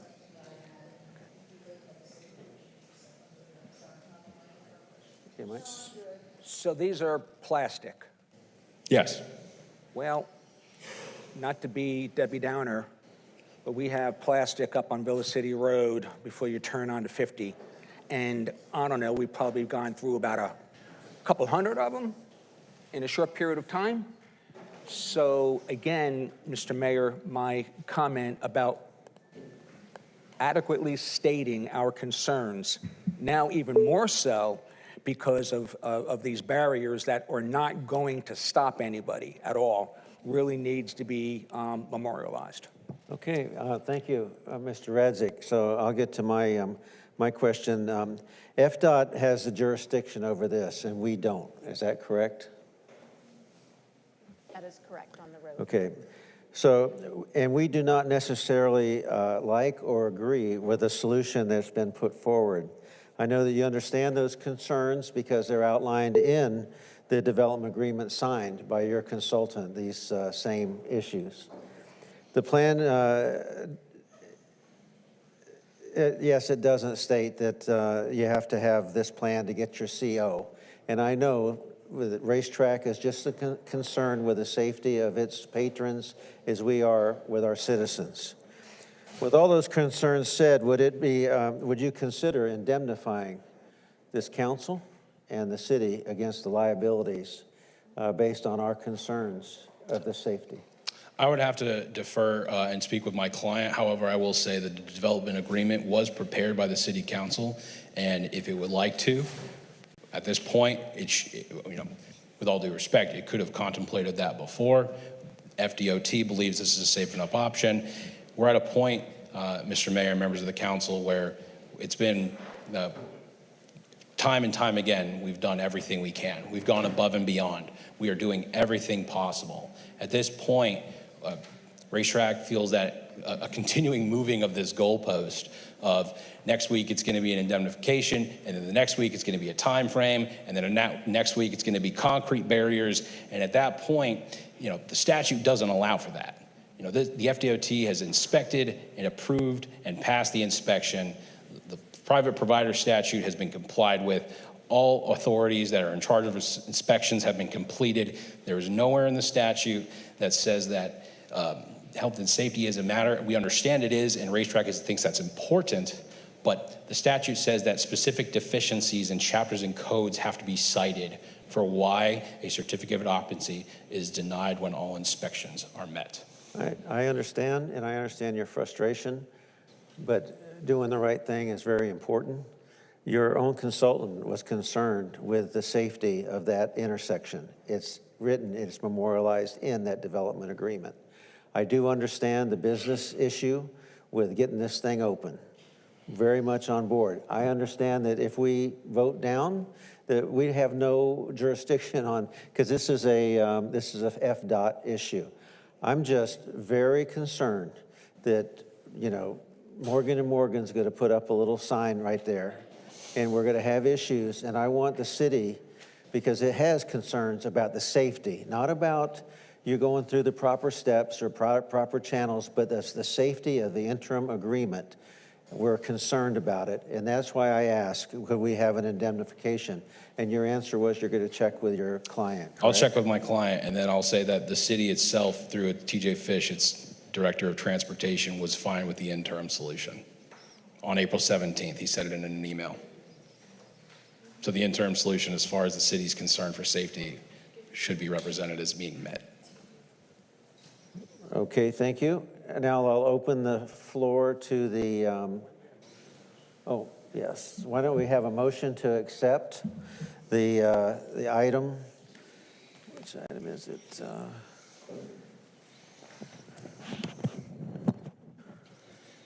Could you tell me the item number, please? It's item number 2025-28, resolution to accept. Please accept the resolution. Mr. Mayor, I will make the motion to accept, along with an indemnification agreement holding the city harmless, understanding that it's a DOT issue. Very well. We have a motion to accept with an indemnification clause. Do I have a second?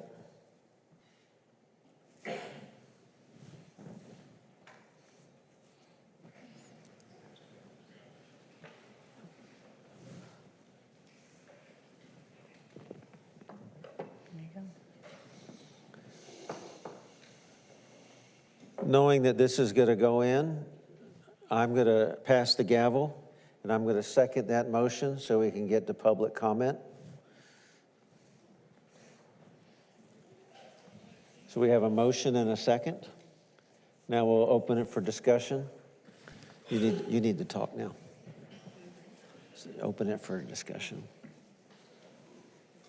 This motion is now open for discussion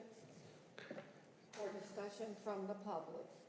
Go to Jenny. We'll have the Public comment, Phil Fulmer.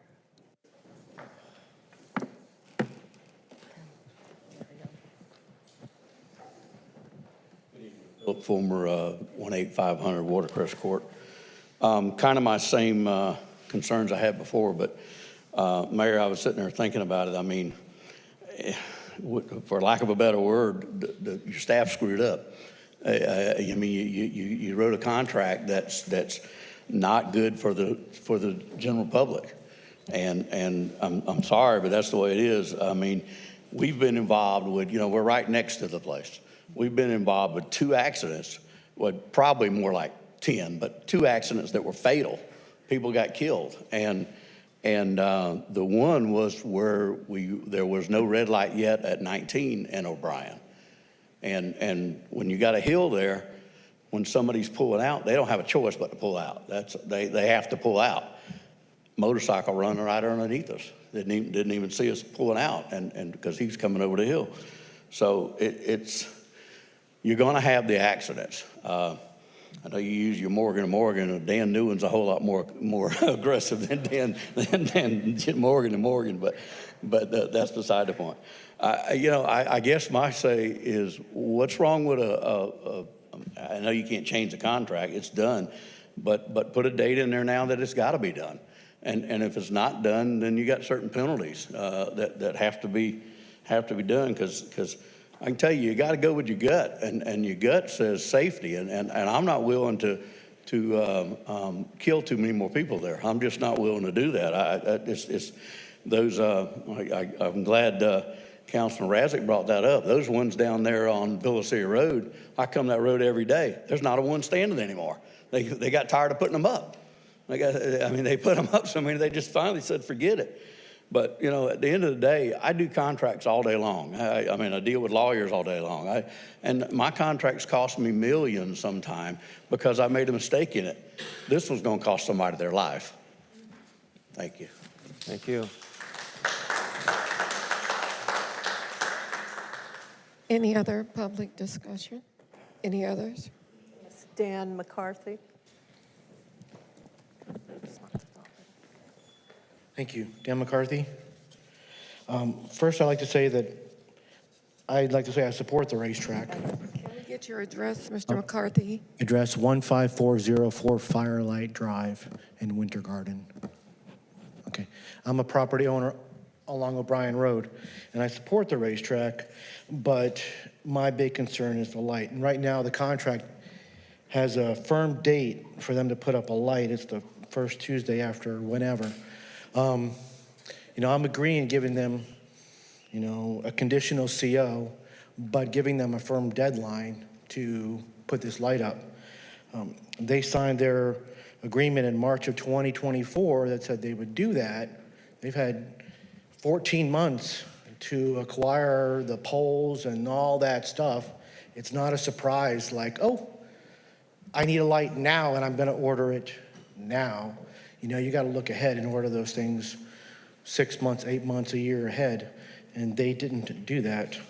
I have it under good advice that they've already got their DOT permits in hand for the signal. But I don't know why they're stalling, and for someone to die because they stall is not a good idea. But give them a CO, make it conditional, and if they don't come through in 6 months, 3 months, whatever for the light, then revoke their CO. Thank you. Thank you.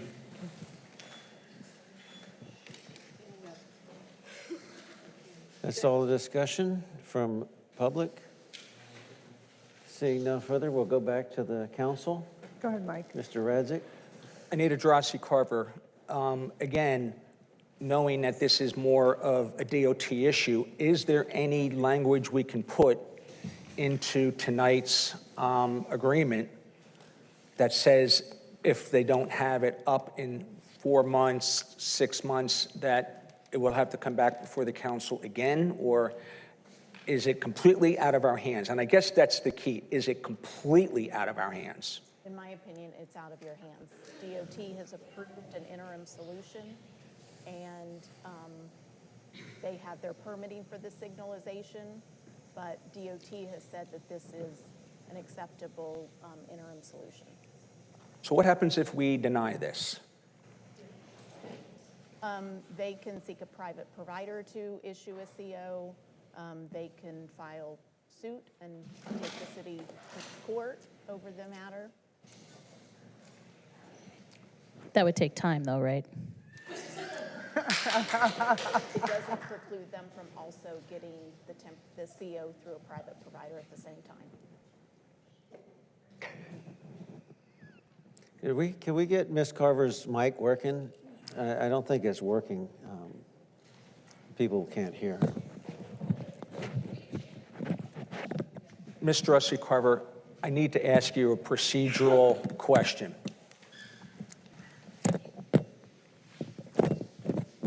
Robert's Rules of Order basically says that the person who's making the motion can't argue against it, which I didn't. You just can't vote against it. I can't vote against it. Mayor, I need to rescind my motion. Okay, I'm the second.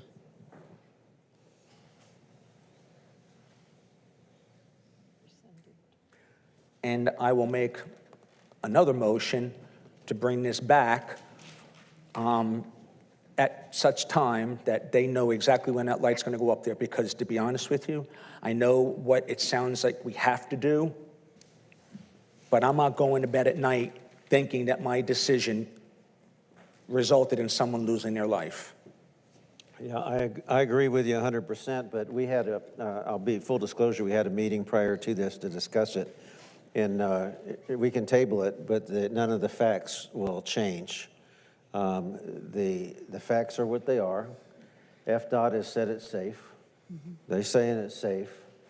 You know, we can table it, but it comes back to the same thing. We cannot, we don't have the jurisdiction over that. And to be honest, just as Ms. Carver just said, they could go a different route and get this in. I would rather, personally, as seconding your motion, to attach that indemnification onto the city. That doesn't bring anybody back to life, but it sure puts another arrow in that quiver that, think about this, because these are your patrons as well, you know, and it outlines that there's very much, as I said on record, there's very much proof that Racetrack knew this existed because it's in the original development agreement as a concern from their consultant. What's the best we can get out of this? Let's just think about that and draw that line to that conclusion. So we didn't ask what other mechanisms they can install besides those plastic things. And again, when you leave here, go over to Villa City Road and take a look what I'm looking at. Honestly, they're sawed off, and we've been through hundreds. So what other mechanisms can they put in temporarily? Concrete instead of plastic ones? Thank you, Mike. I was going to, are you reading my notes now? I must. Jeez. I'm telepathetic, with emphasis on pathetic. Go ahead. But is there some other mechanisms that we can put in that would be a little bit more secure? So if we table it, let's table it to the point that they have 2 weeks to come back with that alternative. Right. May I dovetail on Mike a second? So I'm taking a look at this, and I'm seeing how these are laid out. Many, many roads that we all travel, I don't care where you go, north, south, east, west, here, Washington, D.C., it doesn't matter. They put out a little, or they don't, it's not little, but they put a Jersey barrier that is put in, it's cement, and it's just as removable as these are at the end of this construction period. So I'm curious if that was an option that was looked at, and if it wasn't, why not? And is that a consideration now? Because that Jersey barrier will stop somebody, and it can be removed after construction aid. So that's my curiosity question. Of course, Ms. Fike, Mr. Radzik, Mr. Mayor, members of the council, as previously said, extensive conversations were had with FDOT, and I'm going to refer to Samantha Jones. FDOT approved what is currently installed. I'll defer to her. Jersey barriers were specifically brought up on the aforementioned call with DOT, and they did not want Jersey barriers as an option. Now, do you know why they didn't? I'm just curious. Do you know why they backed away from that? I didn't, to be honest, question their reasoning for that. I mean, we see these all over. It's their preferred, and we also agreed to maintenance obligations, if any are hit or damaged, to replace those on a weekly basis. Okay. Thank you. I appreciate it. Members of the council, that demonstrates that FDOT considered the safety of this. They approved it. Mr. Fish approved it, finding it safe enough. It's been inspected, it's been passed, and the Florida statutes require issuance of the certificate of occupancy at this time. Mr. Mayor. But there's a difference between approving something because it's statutorily required versus common sense. And, you know, again, I've been around too long with problems in my subdivision and cars speeding and kids getting almost hit. I can't live with that. Honestly, I can't live with that. As much as I like Racetrack, as much as I think they're a great product, something other than this has got to be put in. And why don't they want to do concrete? Because it's going to cost them more. Because if someone runs over those plastic pieces, they're going to sit there, okay, we're just going to put another one in. That's what it boils down to.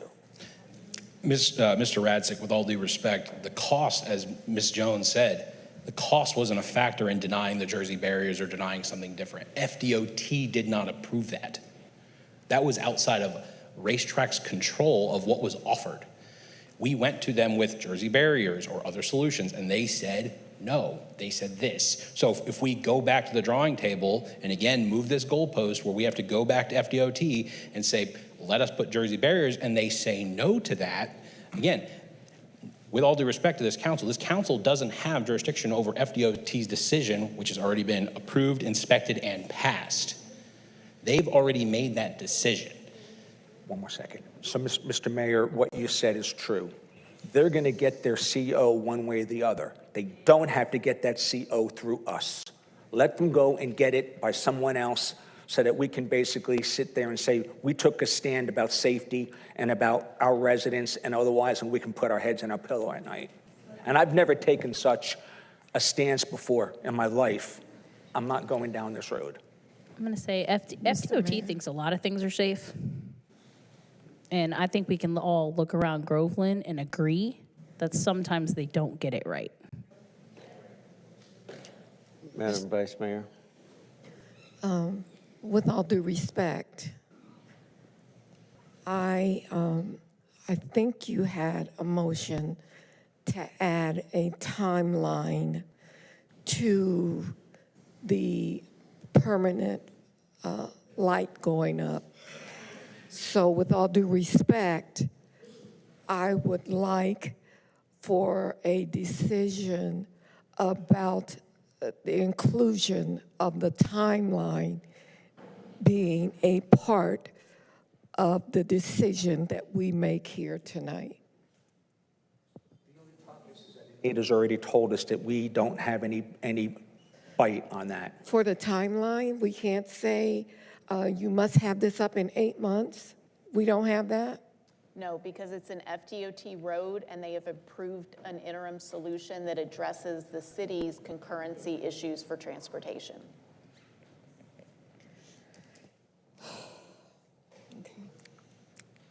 Okay. Further comment? So we have a withdrawal of the motion. The second is not withdrawing. The second wants the condition of indemnification in, because I know for a fact, based on everything I've heard today, there's no way out of this thing. We will not get the concrete because that goes through FDOT, not through them. We're not going to get the thing changed. We have no jurisdiction over it. And I don't want to, I don't want to run away from court, but the rights of that property owner will go to court and say, we wrote a bad contract and we got to live with it. Okay, it wasn't in there that you had to have it in before you opened.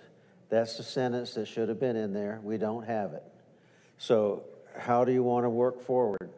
I'd love to have them go back and make sure the city isn't liable for this decision. As I said when I said I'm not comfortable with it, I don't like it, I don't condone it. I agree with you 100%. It's going to be a fiasco, but I'd like to at least get some protection for the city out of this. So do you want a motion that basically says table this for 2 weeks and bring back an indemnification agreement? That would be a good one. Are you offering that? I'm asking.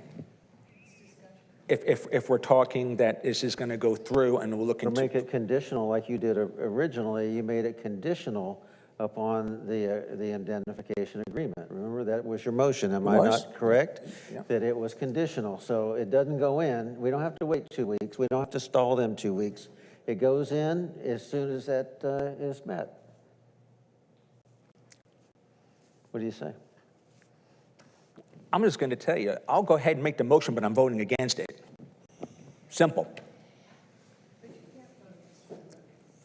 No, he withdrew his motion. I Oh, didn't I withdraw withdrew the the motion. second. Yeah, I withdrew the motion, yes. Yes, thank you. So no, I can't make that motion because I'm going to vote against it. Help me sort through this. We have a motion, we have a second. It takes the motion and the second to withdraw for that motion to be withdrawn. Yes. So we have a motion, we have a second, we have a request to withdraw, we have a no. I think your motion was genius, and we should go with that motion. And because I think it's the best outcome that we can get by saying until that indemnification is done, it doesn't happen. So my second to withdraw was not recognized, so we're back on the table with my motion? Yes, your motion has to be voted on. Okay, further discussion? Shall we beat this one to death? Okay. All right, so we take the roll, please. Councilmember Carroll, how do you vote? Nay. Councilmember Fike? Nay, I can't sleep at night. Vice Mayor Gaines? No. Councilmember Radzik? I want to sleep at night, nay. Mayor Kehoe?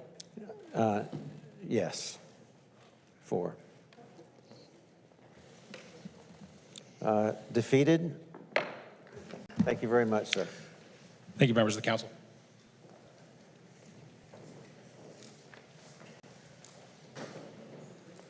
Agenda item 2, council discussion and direction on Avalon development. Oh, you still have I took that away from you. I'm sorry. On the screen is if you want to go back, if we want to go back through last week's, we won't do the whole outline, but for those that want to follow the contract with the yellow line contract, you can get it off of this QR code. And I'll wait just a second to see if anybody's trying to get it. I see nobody trying to get it, so we'll move forward.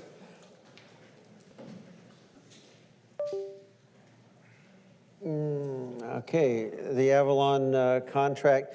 What we brought back this week is to make a motion to revisit that contract based on the discussion from last week, and we've had plenty of time to go back and absorb that motion, that discussion on several topics that were covered in that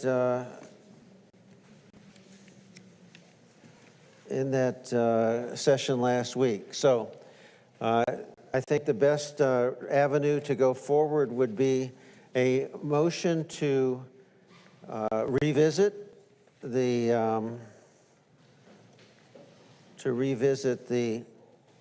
Avalon project. And I'll pass this out if I can, pass this down to 1, 2, 3. And this is just a synopsis that would be within the motion of what would come back for a renegotiation, and it outlines exactly what we went through last week. This is and I'll briefly go through that with everybody in just a second. There we go.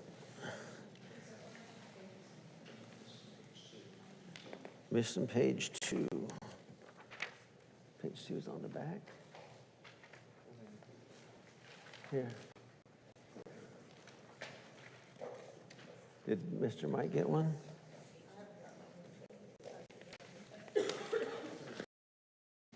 All right.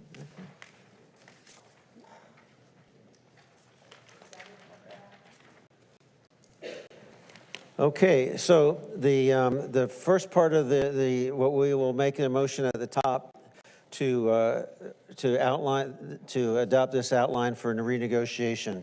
Item 1, receive 50% TIF revenue generated by the project, and that's in paragraph 4 if you're following. Paragraph 7, page 4. Project be eligible to receive 50% TIF associated with corresponding phase of a period of 30 years. So a corresponding phase, I think that we've outlined that what was the question that we had on that? That contiguous would be nothing, it can't cross a road, but we would want to put in on contiguous that we're following the black. Is that right, Anita? The black dictionary, and instead of the Webster's dictionary definition of contiguous. 6 years completion of the realignment. Well, let's go on. 50% reduction in impact fees, 50% reduction in permit fees. That streamlined approval process, we would like to take a look at what that means and define it.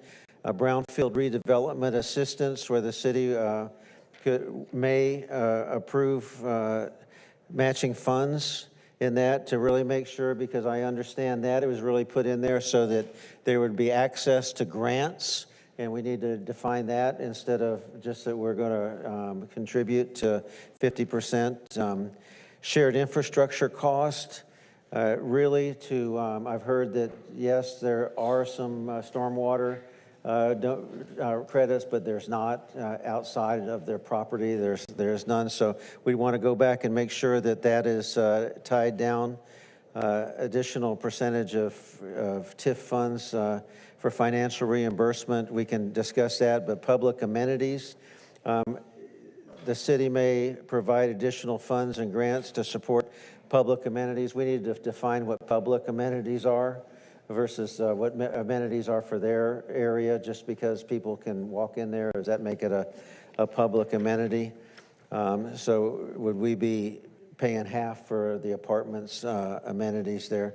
City marketing campaign that we would get involved in for the development and do, what does it say, advertising efforts, public relations. There's not bad participation in finance and investment groups. We probably should put a cap on that to make sure that that's not an open-ended, that's where not defined very well. The launch event, the same thing. Define what that is so that we don't get out of hand with project creepage there. Preservation of the train station, and that comes to light with what's the true footprint of the train station. Can we go back to that? Can we go back to the when we can get the land turned over so that we can go and get grants? Because right now it's very clear that we don't get it until the first vertical wall or agreement is signed. It doesn't give us enough time to do that. And if we don't refurbish it on their timeline, that by the time the first phase one of the 92 apartments is finished, or the first building with the first vertical wall is finished, then they could take it back and with no restriction. I'd really like to make sure that we say that's out. And if we have to do that, make sure we define who says it's refurbished, who determines if it's refurbished, right? So there's a lot of language in here that needs to be looked at. The motion that I would make is authorize our city attorney and the city manager to create a plan to engage Avalon Group to clarify language and renegotiate, but is not limited to the following sections of the Avalon agreement. So this outlines exactly what the presentation was last week. We can go ahead and I'll go ahead and make that motion, because then we can get into discussion. I make the motion to authorize our city attorney and city manager to create a...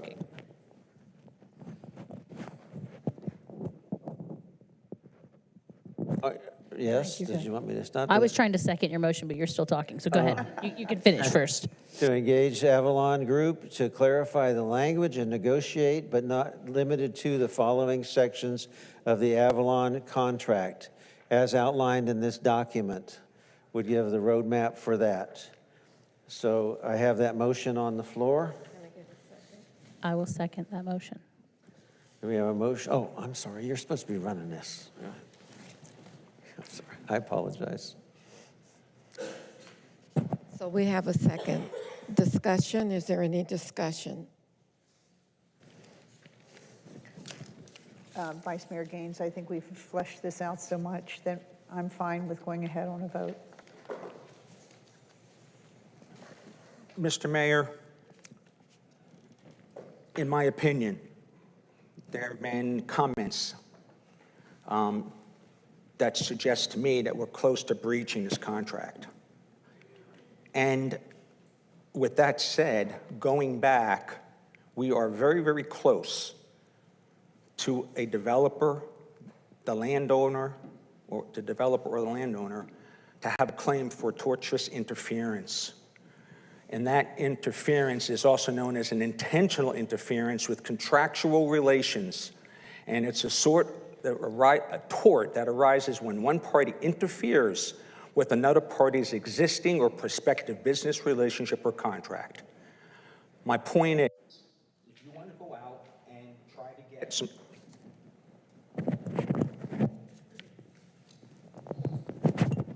My point is that if you're looking for clarifying information on some of these things, so be it.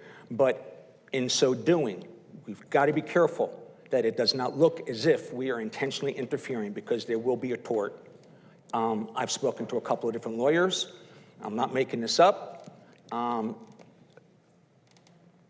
Clarification is one thing, and I've actually had some conversations, and anything that can be clarified, I'm sure, would be clarified. So I just wanted to put that out there. You've had conversations with attorneys. I've had conversations with attorneys about... Your mic isn't working. How do I say that, Anita? Tort. Thank you. Tortious. Thank you. Interference. This is a signed contract between two people, and now you got because you asked at the last meeting, how much was Avalon in with regards to damages? It's not just Avalon. It's what Finkler stands to lose. So he is now a third party to this contract that could be damaged. So clarification, fine. Just be careful that we do not get ourselves sued. I would, as we just said before, we want to do the right thing. Yep. And we always want to do the right thing, and the right thing for our citizens. I would answer that with this contract and the way it's written is not in the best interest of our citizens. Secondly, that we have the best attorney available to us, and that attorney has other attorneys available to her to make sure we don't overstep or get out of sequence on how we ask. There's a lot of things with this contract, as you know. You got 14 days to file it after it was, and it was 2 months after that it was filed. So there's a lot of things that go on here. I said publicly last week, I'm not at all against the development. The development, I believe in property owner rights. The subsidy here is astronomical. How we can say, Avalon, you can have 30 years of 50% off, but we went to Kroger, has 50% off, because we give them 10% off each year. So that's a hell of a bet, excuse my language, better bottom line figure to this city than Avalon will be. And then we went ahead and negotiated away all these contracts, and we showed last week how this is costing the citizens money. And I'll remind everybody here, when this first came up, it was stated, no tax money, none of our taxpayers, it's not going to damage anybody, nothing comes out of the general fund. Okay, we got $3.5 million that we've got to pay. We say we're going to take 2.9 out of the building fund. That came from our taxpayers. You know, we have this, and it was sold in one way, and the contract states something different. All I want to do is see how we can get back to center. I want whatever we said we were going to do to be adhered to. We said the train station was the #1 priority and nothing's going to happen to it. In here, it says if it's not built out by the time the first 92 apartments goes up, they have the right to bulldoze it down with no restrictions. That was not the way it was presented. So I'm going back to, I agree with you on the last one, that we should do the right thing. I think we should do the right thing here. I think should we give the power to two of the best people we got that are negotiators and advise them to whatever it takes to go in and clarify this to the point that it is what was sold to our citizens and to the former council. So, Mr. Mayor, one of the things that has been eating at me since probably June or July is a text message from your campaign manager that said, I think Mr. Finkler is going to be in an awkward spot for demanding chef's signs to be taken down. And since then, there has been a lot of direction towards retaliation. Okay, can I speak now, Madam Chair? Yes. If you read the whole thing, that's another little tactic you have. The whole thing says that we want you to get involved to make sure that that doesn't happen, that there's no issue, that they know that there's no issue. And you gave that to Mr. Wilson, and you did your whole thing with that. So that does not have anything to do with this contract. That has nothing to do with me saying that we can't build that. It has everything to say that you and your previous council voted in a tremendous load onto this community, tremendous financial load onto this community, because what? I'm tired of looking, as I heard in CRA, I'm tired of looking at an empty lot. I'm sorry, that is not in the best interest, and you go talk to my campaign manager who wrote that. You can figure that out with him. But I'll tell you right now, this needs to be re-looked at, period. And I said, go ahead and re-look at it. Just don't put us into a position of getting sued based on what I just said there. That's what I'm saying. Well, my motion doesn't say I'm going to go.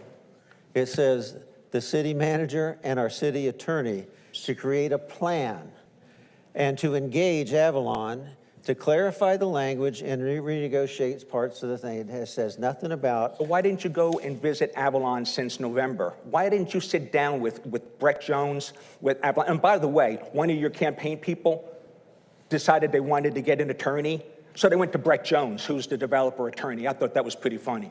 But anyway. I'm not campaigning. But that's okay. Why haven't you sat down and talked? Why haven't you, what do you mean point of order? I'm having a discussion with the mayor. Why haven't you sat down and why haven't you sat down? What are you point of ordering on? The back and forth, your tone, okay? Okay, I'll be a little bit quieter. Mr. Keogh, why haven't you gone and talked to Brett, to Ross, to Neil, with Anita, and anyone else before this to get a full understanding of this package? Why didn't you sit there and talk to them? Well, Mr. Jones has been out since we started this, but I have talked to those individuals on the phone. You did? Yes, on getting together. It was set up by Mr. Maslow. We had a little call about some opportunities. My job is to come before this council and offer what's best for this city. This has been negotiated.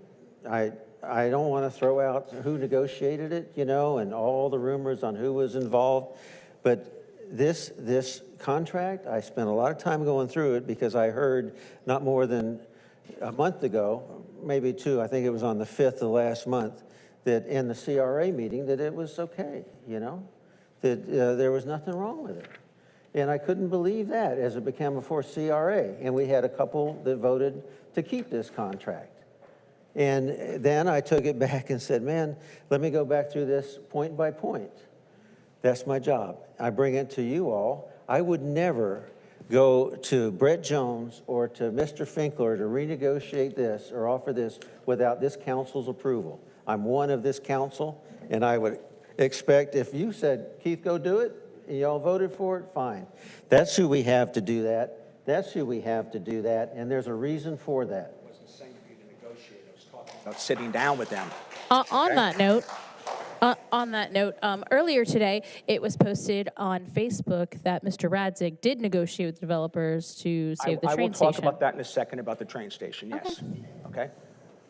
I'll talk, well, you want me to talk about it now? I was going to wait.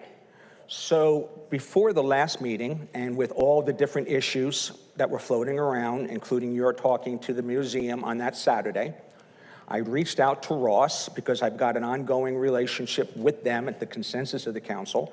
And I said, Ross, it would really be in your best interest to deed over the train station now so that we as a city will have time to get grants, to get that thing finished before anything of your product comes out of the ground.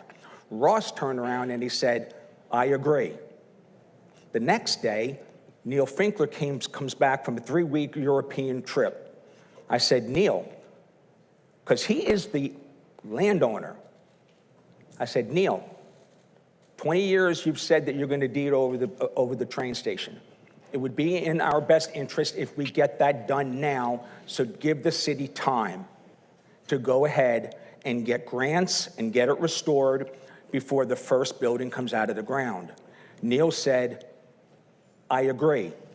Mr. Maslow was then approached and said, we need a sketch and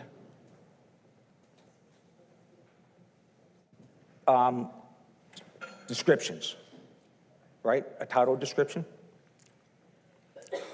Typically, you would need a sketch of description or a survey to be able to include in the deed to transfer the property. And with that said, they will go ahead and deed over the train station, like, as soon as they can get the documents together.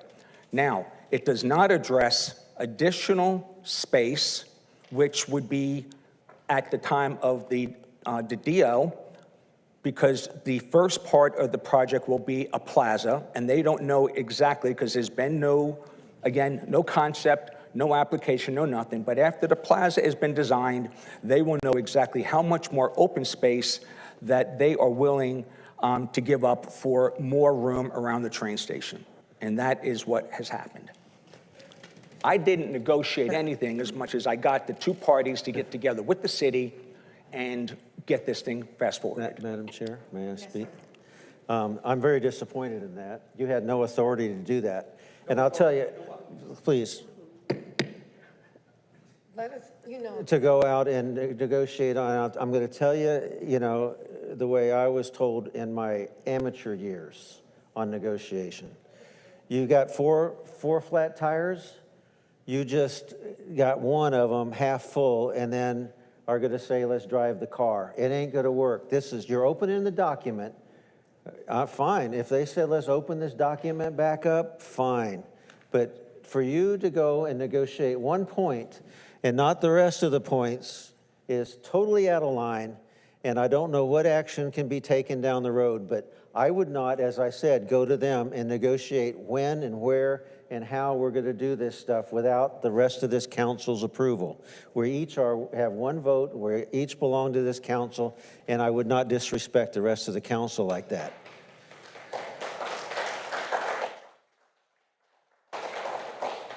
I did not negotiate anything. I basically had them talk to Mr. Maslow and was giving Mr. Maslow direction as to what he needed. I've done nothing more than what I've done throughout. I apologize, Mr. Radzik. I thought you said you would talk to Mr. Finkler, you would talk to Ross, you would talk. That is not Mr. Maslow talking. So I don't know where we're going with this. I have a motion. We have the document on record. There's a motion and a second on the floor. Would you repeat the motion again, sir? Again, authorize the city attorney and the city manager to create a plan to engage the Avalon Group to clarify language and negotiate, but not limited to, the following sections of the Avalon contract, as outlined last week. And this is the document that outlines the page, the paragraph of where the concerns were that we talked about last week. Can we get a second? Nope, I second. Are we still in discussion? Well, we're going to have discussion right now. Good. Do you have something to say? Well, quick question. I'm not, my question is, and Mayor, I appreciate your motion on this. It says to clarify the language and renegotiate. I guess my question is, if they clarify language, Anita, say, well, that really means this, is that then a renegotiation of that term? I mean, two things. Let's clarify. let's renegotiate. I guess I'm a little confused. Does a clarification then make it a renegotiation of pick any object on here? Do you understand my question? Somewhat. Okay.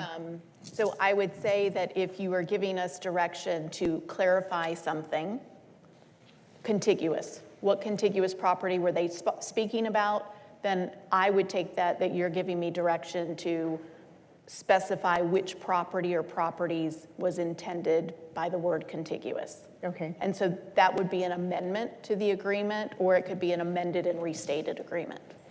Okay. So the So if that's not the intent, I mean, I would ask Right. council to please Just clarify. trying to clarify and drill that down. And then I guess they can basically just tell us no because that contract is signed. They can walk up to the table and say, They could. Thank you for playing, but we're not playing, and so that is the option that they Requires two parties to amend, well, three parties, the CRA, the city council, and the developer, Avalon, in order to amend the contract. Right, and if they choose not to, then we are where we are right now. Correct. Thank you. So just to clarify the clarification, the word renegotiation would happen when we say we would like to extend the train station to its original footprint. It would be that we would like to make sure that when the first vertical wall goes up, it's not a shack that starts and triggers this. It has to be the apartments. It would be we will not. We don't want, if that's the condition, that when the last wall goes up in that apartment, you don't have the right to bulldoze this historic landmark down. That's the renegotiation because it's different than what's in there. So again, I think you're right. I think it'll go step by step. I don't think it's going to be something where everybody gets everything. But right now, we've got not only the train station, but a tremendous financial burden this puts on the city. When you say $3.5 million to match the permit, no, the wastewater, what do you call that? The impact fee that we would have to pay. Just remember that all the tax money we take in this city is only $11.5 million. That's all the tax money we get. Everything else is from other places. So when we say we're going to give back $3.5 million, that's an issue, and that's a tremendous chunk, and that should be looked at. Do they have it down? Yeah, but I think that they're very fair people in the conversation I did have with them, and there's some things here that I don't think they knew. But let's see where it goes. We need the authorization to move forward. Any other comments from the council here? Oh, okay. Just real quick, going back to this, every time we look at it, it comes back and 30 years comes out. I'd like to point out that most of the PUDs we have on the books right now were approved as far back as 2005. It's 20 years later. Are any of those creating issues for us now that we didn't foresee? Absolutely. So we can't predict what's going to happen in 30 years. It's very short-sighted to give something up for that long. And again, the sunset on our CRA is 2043. So it's going to sunset about 13 years after they start construction on this. And then everything comes from our general fund because there's no more CRA. Any comment, any discussion from the public? Favor.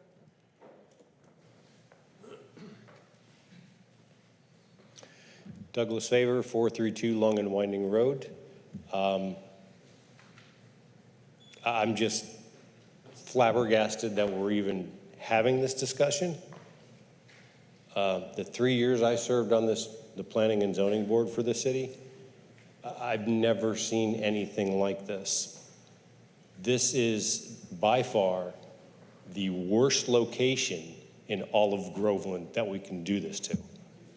What are we doing? Why are we even talking about this? Why was this even brought up in the first place? This just has to stop. This is going to kill 19. I was part of the group that went to Tallahassee. We had the discussion with Senator Trudeau. He told us that State Road, and I emphasize State Road 19, was not even on the schedule of DOT for the next 5 years. Considering that, my wife and I own a business. We drive all over Central Florida. We see how fast these apartment complexes go up. It'll be done in 9 months to a year and a half, maybe tops. Okay, if we're not on DOT's radar for 5 years, first, they have to have a 2-year study. After which, then it goes to the engineers for another year. So ground isn't going to break for 3 years at least. What's going to happen to 19? I mean, we're putting the cart in front of the horse. So, said my piece, no. Thank you. Any others, Jenny? Yes. Matthew Bauman.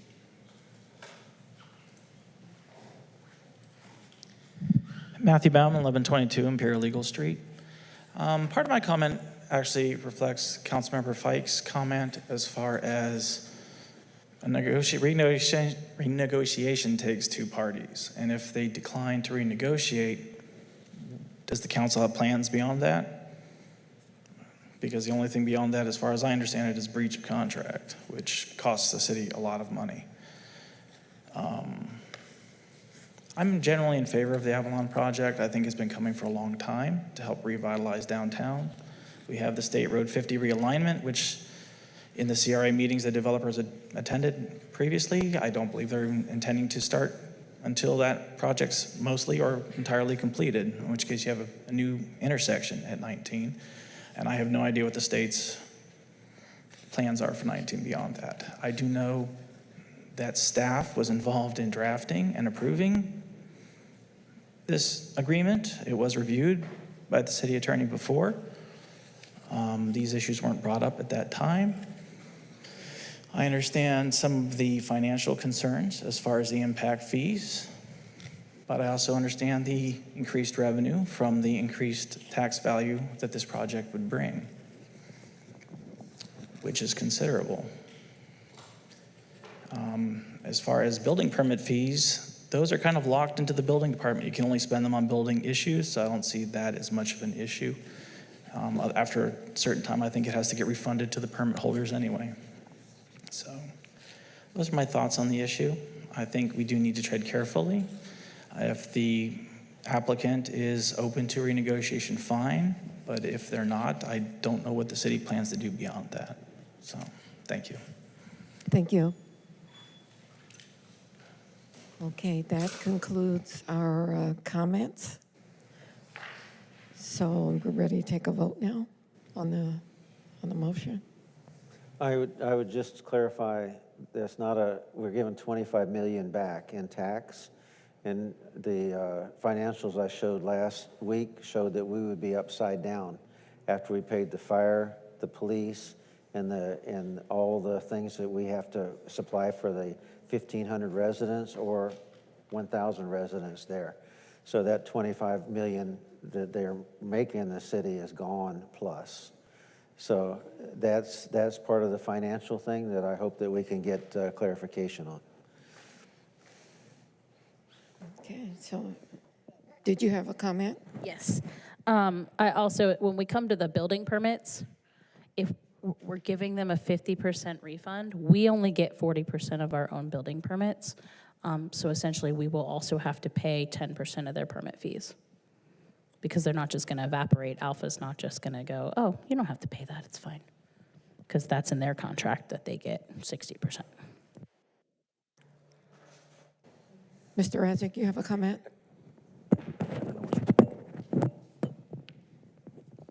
This thing is on. Okay. So, again, just to reiterate, there is no ad valorem tax implications to anyone in the CRA or not. This is a deal that's based on incremental value. Okay? No one gets taxed anymore.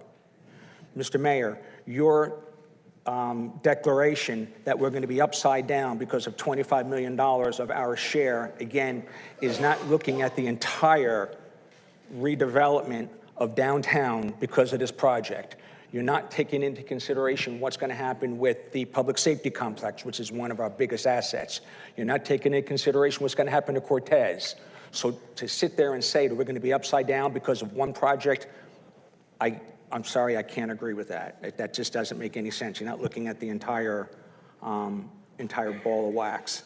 There's no additional cost for a fire station or ladder truck. They were both contemplated long before the project, and we know for years that additional police would be needed given the increase in population, not just because of this project. We've been at 1.9 when we should be at 2.4 for years. So any increase because of Avalon is going to be long needed because of increasing of the other areas of the city.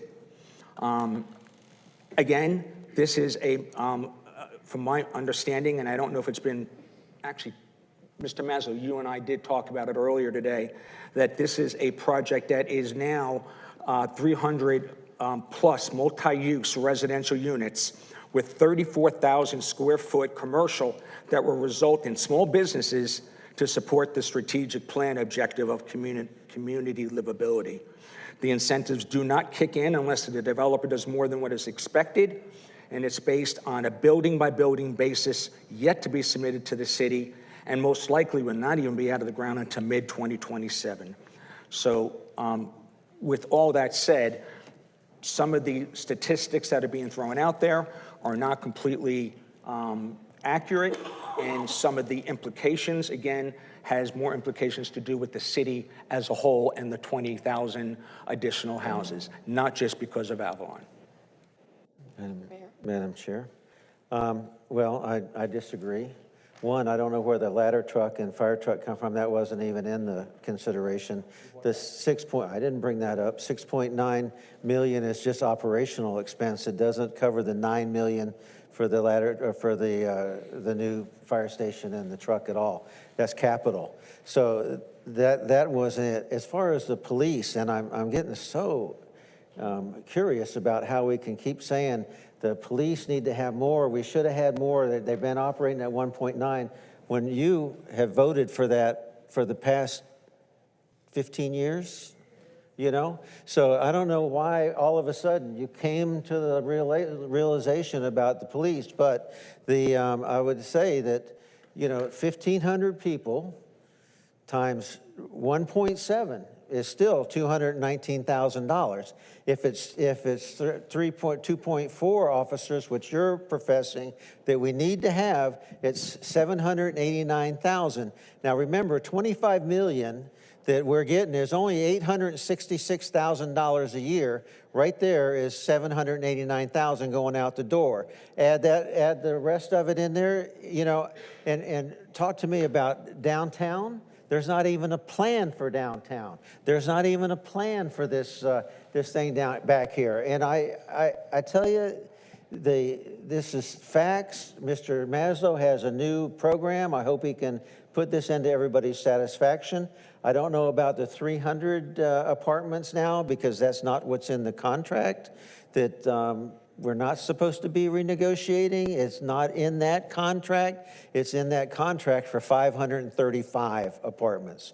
So I don't know where the goalposts are going and where all this miscommunication is coming from, other than maybe some sideline negotiations that we don't know about.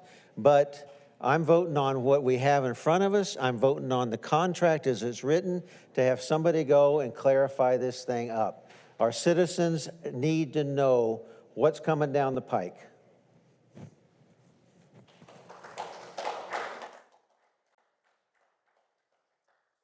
Any other comments? Okay. Should we take a vote? Mayor Kehoe, how do you vote? Aye. Councilmember Carroll? Aye. Councilmember Fike? Aye. Councilmember Radzik? Nay. Vice Mayor Gaines? Aye.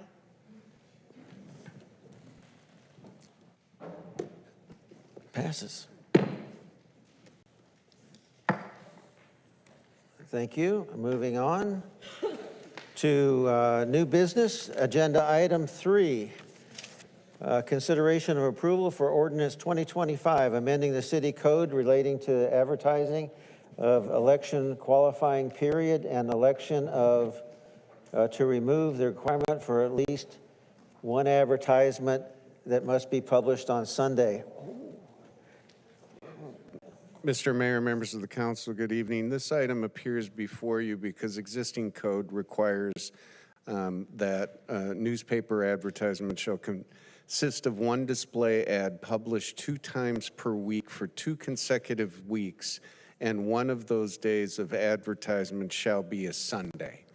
And while I appreciate the legacy and the history associated with newspapers and Sunday newspapers, times have changed. And we have found that it would be more economical and efficient to have more versatility in our options to be able to publish locally.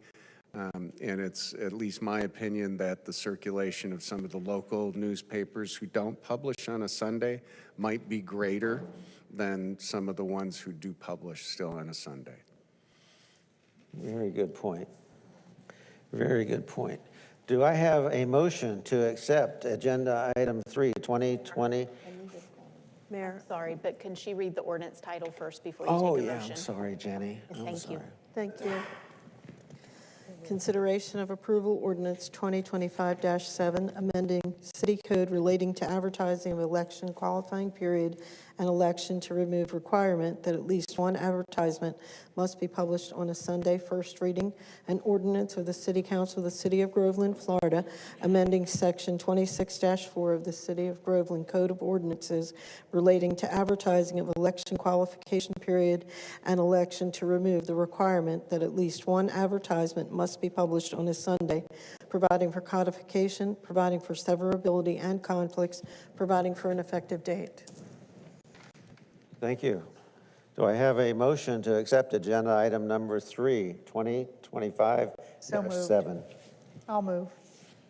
Ms. Fike moves. Do I have a second? I'll second. We have a second. Any discussion? Ms. Fike? No, I think Mike Hines' explanation made sense, and I think, the climate has changed as far as newspaper delivery and Sunday and so on. I don't get a hard copy newspaper, so I think that, Thank it you. speaks for itself. Madam Vice Mayor, do you have any comment? Ms. Carroll, any comment? What's the motion? I missed that. I had to run to the bathroom. I know, it's the motion to accept it, though. Yeah. Okay, just checking. No comment. Mr. Razik? And I have no comment, and I appreciate you bringing this forward. Thank you so much. So with that, we'll take the vote. Oh, public comment? I apologize. Thank you, We Mike. have none. Do we have some? We have none. We have none. With that, let's take the roll. Councilmember Fike, how do you vote? Aye. Vice Mayor Gaines? Aye. Councilmember Carroll? Aye. Councilmember Radzik? Aye. Mayor Kehoe? Aye. So carried. Okay, agenda item 4, department presentation, enhancing customer service. Yeah, Mr. Mayor, members of the council, several months ago when we implemented a new utility rate structure, it was clear that our customer service and some of our response was inadequate given the call load. Since that time, IT has been working with finance and utility billing. I've been giving you updates over the last couple of months, and Mark Perry is here this evening to give a presentation to talk about some of the innovation and advancements we've made in that area. Thank you. Good evening. Thank you for having me this evening. My name is Mark Perry, Deputy Director of Technology here in the City of Groveland. As Mr. Hines said, we were asked to partner with the customer service team. They experienced some unprecedented growth in phone call volume.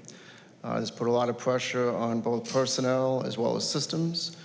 And so I wanted to share tonight the progress that has been made to date on this work. So what we heard is that city personnel were really frustrated with the existing phones, certainly considering this increased volume. Can we just lower the mic just a little? Back in when we first started looking at the system, most people are familiar with very traditional phones. Your typical handset, dial pad. The city personnel did not have traditional handsets. They had what was known as computer phones. These computer phones were headsets plugged into the computer. And so when citizens called into the city, there was no ringing of phones. You didn't hear phones ringing. Instead, phones were showing up or popping up, if you will, on computers. And so city personnel were frustrated with that, frustrated that the only ringing sound was through a headset. And so if they weren't wearing the headset, they didn't hear a ringing phone. And the reason why that's important to think about is that the customer service team wears many hats. They do a lot of services for the city. Everything from greeting citizens when they come into City Hall to processing payments. They wear a lot of hats that often requires them to take the headset off to process these or do these other duties and then put the headset back on. So a computer phone was challenging for them, was a long and short of that. Also, they had very limited to no training from previous IT personnel. Kind of just showed up, here's the system, very little formal training. And so as new employees came into the city, they just didn't have the training and the documentation to understand how to use that. The system wasn't also capable of supporting this increased call volume. We'll get into that in a little bit more detail. And then finally, the management didn't have reporting.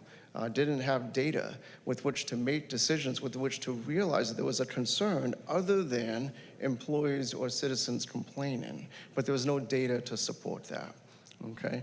Additionally, what we heard is that citizens were frustrated. They were frustrated with when they called into the city, it was only going to voicemail. They were frustrated with when they did leave a voicemail, they were not getting returned in a timely fashion. So in the end, there was a lot of frustration, both city personnel frustration as well as a citizen frustration. So what did we observe? What we observed is that most users, as we mentioned, did not have that traditional desk phone, and so it put pressure on them. When you think about a typical computer screen, you've got a lot of things going on. Email and internet. Our accounting system is called ERP, is called Tyler. They have that running on their system, and many other applications running their system, of which a computer phone, is also one of those applications. And so again, that was a real frustration that we observed. Them clicking around and trying to quickly answer the phone while clicking was very inefficient. As we mentioned, many users didn't have the basic knowledge, certainly this applies to new users, didn't have the basic knowledge of how best to transfer the call, how to check the voicemail, and most importantly, how to do that efficiently. Also, what we observed is that call queues and auto attendants, these are sort of phone system terminologies for those that are not familiar. These are very useful tools to streamline processes, to streamline phone calls, to make phones ring intelligently. And yet, the phone system was previously designed without these call queues, without these auto attendants. And so it was, one could argue, a very old school phone system and an old school design. It didn't take a lot of these modern or common automation technologies into place, which is fine for a small call volume. But once you add a large call volume to the environment, it was game over. It was really just too much. As of 2025, and so starting in January, of course, and moving through till now, our average call volume has greatly increased, and hence the reason to pull in the IT team as a console to say, hey, what can we do different? Currently, averaging nearly 200 calls per day. All right, and on some days, it's actually peaked at almost 500 calls. You'll see in a minute, we're going to highlight and demonstrate the actual call flow prior to us making a change. And you'll see how these 200 calls per day, and of course peaking at 500, was just not possible. But yet this is what both citizens and staff have been experiencing.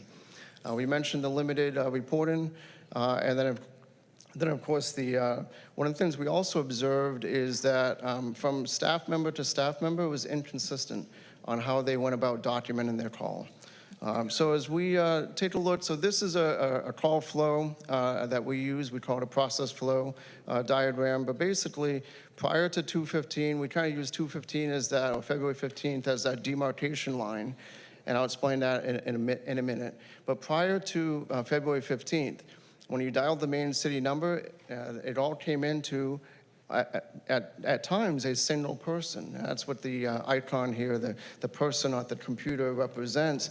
These phone calls were literally coming into one person. So you can think about that. 200 calls being answered by one person? No. It's just not possible, and it wasn't possible, and that's why they've struggled. The flow, basically, that one person would take the call, they would answer the call. If they answered the call, if they weren't able to answer the call because they were on the line with somebody, then it would be left as a voicemail. Then if they did answer the call, they would transfer the call. Then when they transfer the call, if that group didn't answer the call, then it would be left in voicemail, et cetera. And so that's, when you really look at this from a call flow perspective, this is a very poor design. It works well, and it's a very service-oriented approach when you only have a couple of calls a day. Then this is a really nice way of handling that. But when you throw a huge volume on, it just absolutely doesn't work. All right? So what the IT team observed these challenges, observed this call flow, observed this volume, and we came to the leadership team here at Groveland and made these recommendations. The recommendations we made was to implement a citywide auto attendant. Basically, you've all heard the auto attendants before, press 1 for this, press 2 for that. So the auto attendants allow for intelligent routing based on customer choice. All right, and so we recommended implementing an auto attendant. We recommended purchasing physical phones. We recommended provided training, providing a process improvement, as I mentioned, with these call flows and these auto attendants, and ultimately call queues. I should mention the call queue. When you look at the previous design, all calls went to a person. And designing it that way is really challenging, because what happens when that person is on vacation or out sick or busy doing a task? Calls going to a person doesn't work, again, from a call volume perspective. And so that's when you get into call queues. Call queues allow for intelligent handling of calls when people are out or on vacation, out sick, busy, or otherwise, because now you're taking a team approach to it rather than an individual approach to it. And with the team approach and with the queue approach, you then allow for automation. Automation can detect, is the person available or not? Automation is very, very powerful in this area.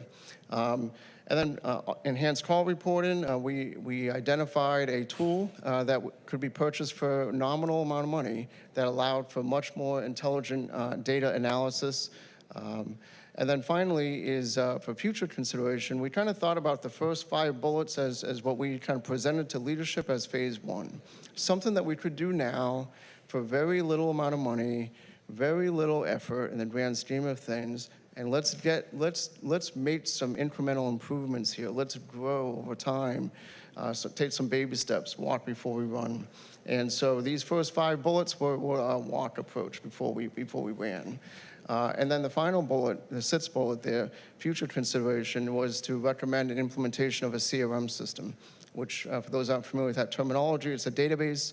It allows for customer activity, allows for tracking, consolidation, automation. There's a lot of opportunities that come with that future consideration. As we presented this to leadership, they all felt that this was a very good move forward plan for certainly phase 1. And so we went ahead and did that. As of 2/15, I mentioned that demarcation, that date was our go live of what we refer to as the mini auto attendant. The mini auto attendant was simply one option. If you called into the city, you had one option. That one option was, do you have a utility billing question? If so, press 1. Otherwise, press 0. Or if you didn't press anything, it would default and go to the operator. And so that was our mini auto attendant. It allowed a walk before we run approach.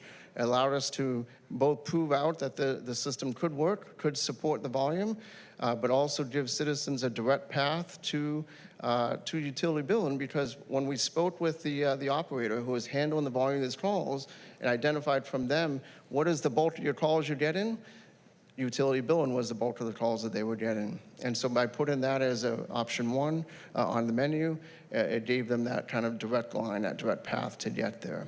And so this was a very successful test for us. It allowed us to show and prove that the system can work. And then from that, we continued forward with that. So fast forward to today. Now 100% of the calls are being handled by the auto attendant. When you call into the city 24/7, whether it's 8 to 5 during the day or certainly at night, you're getting the same auto attendant with the same options, with a caveat, with an asterisk. And the asterisk is at night, it doesn't ring phones.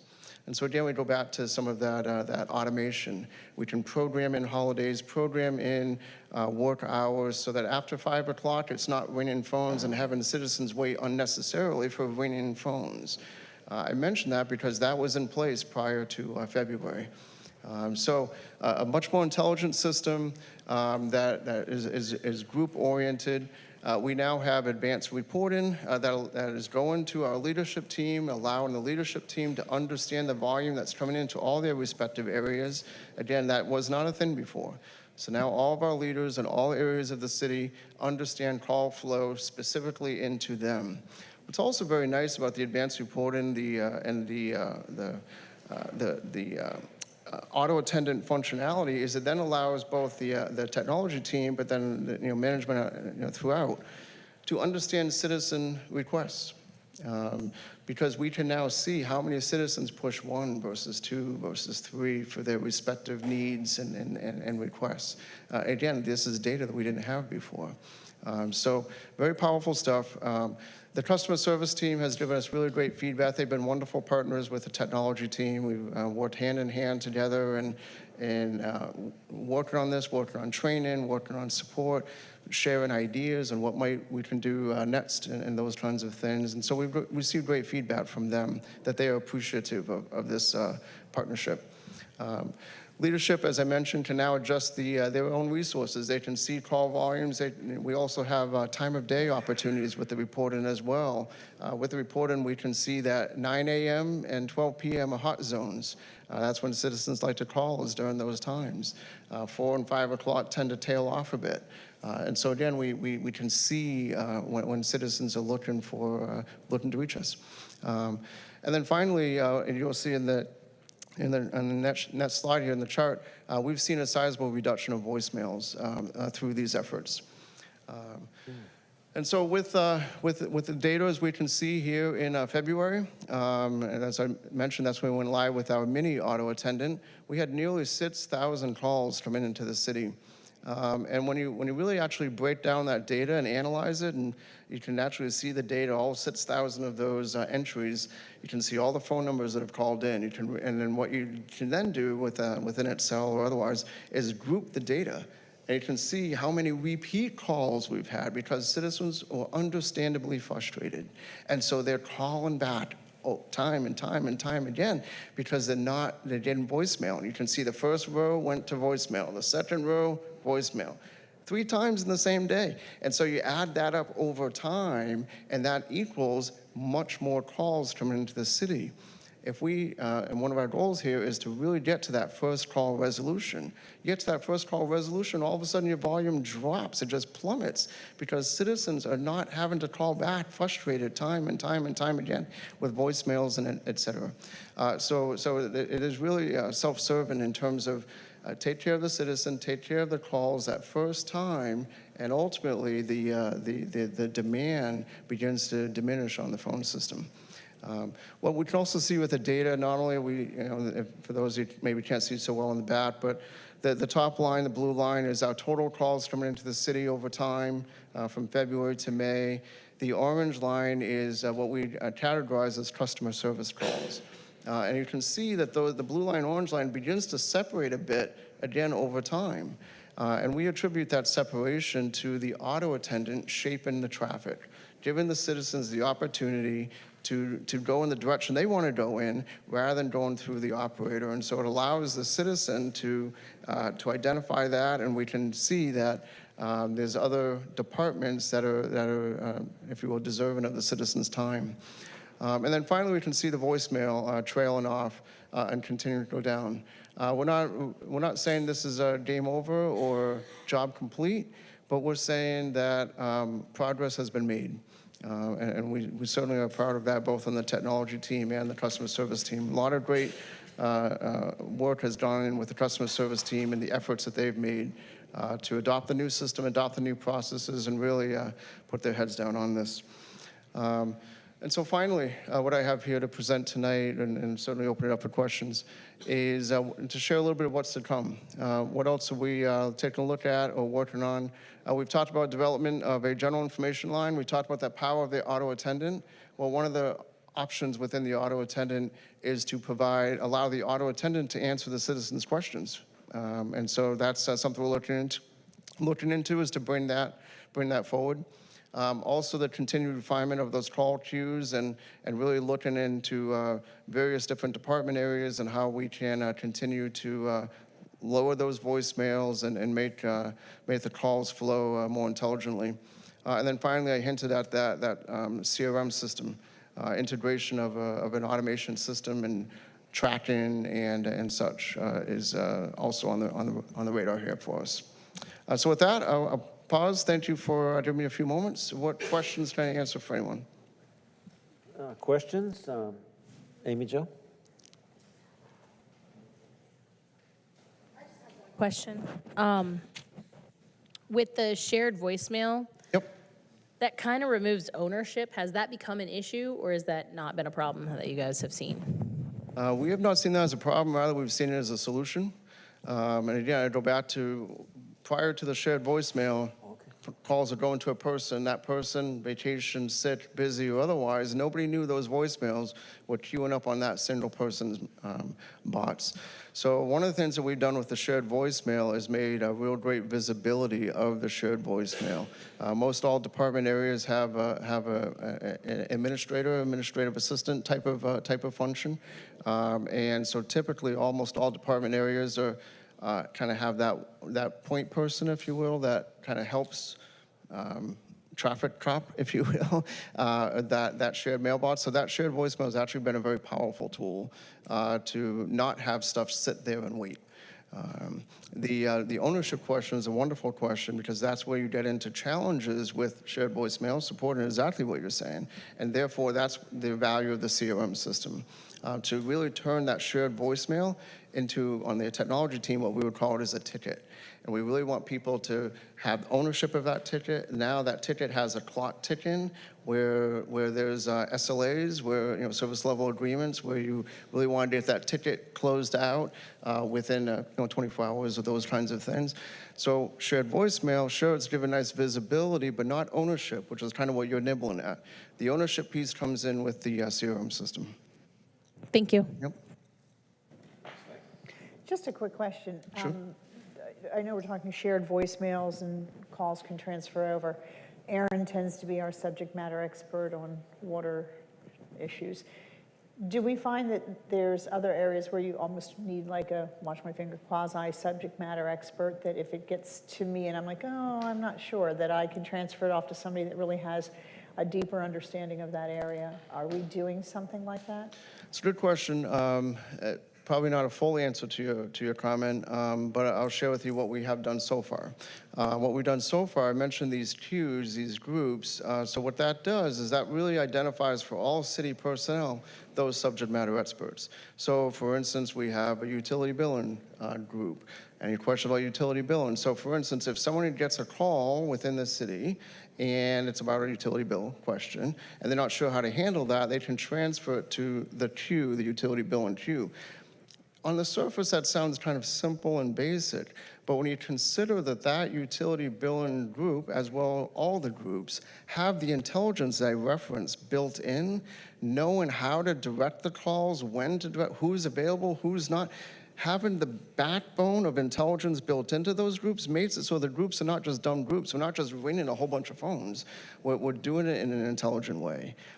So that's how we're stepping into that, but I think there's more work to be done there in addition. Sure thing. Madam Vice Mayor? Thank you guys for being part of the solution. Thank you. Appreciate that.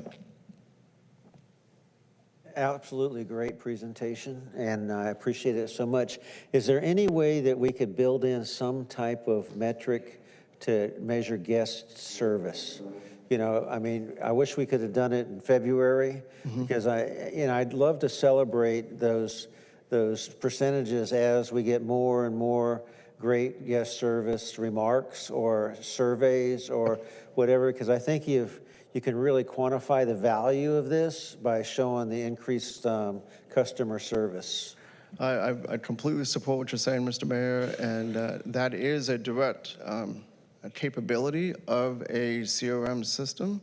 When you turn everything to a ticket, I'm sure you've all seen these emails from various vendors that you maybe have traded or received service from. Most of those emails will have a template at the bottom that says, please rate our service or please provide feedback or those kinds of things. And that is how you do the closed loop, the full circle feedback on that service. And so what you're describing is a very traditional CRM solution. And so we're anxious to move into that phase 2 and bring that to the city, for sure. Fantastic, fantastic. Any further questions, City Manager? No? Okay, thank you very much. Very nicely done. Next on the agenda item 6, amending the 5. Did I skip one? Code of Ordinances of the City of Groveland to update deposit policies and to update utility-related fees. Do you want to go ahead and read that? Yes. Consideration of approval ordinance 2025-3, amending Chapter 78 of the Code of Ordinances of the City of Groveland to update deposit policies and to update utility fees and rates by amending rates for potable water and irrigation meters, as well as adopting regulations and fees associated with portable hydrant meters, repealing portions of Appendix A, fee schedule, and Subpart B, Land Code. First reading, an ordinance of the City of Groveland, County of Lake, State of Florida, amending Chapter 78 of the Code of Ordinances of the City of Groveland to update deposit policies and to update utility-related fees and rates of amending rates for potable water and irrigation water meters, as well as adopting regulations and fees associated with portable hydrant meters, repealing portions of Appendix A, fee schedule, and Subpart B, Land Development Code, providing for codification and severability and providing for an effective date. Mr. Fish. Thank you, Mayor, Vice Mayor, members of council. This is a really straightforward ordinance.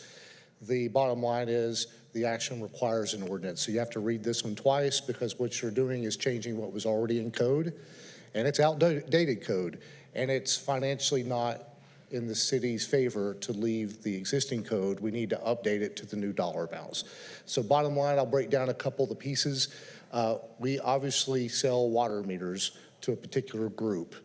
Occasionally an individual needs one. Cherry Lake Road, wells are failing.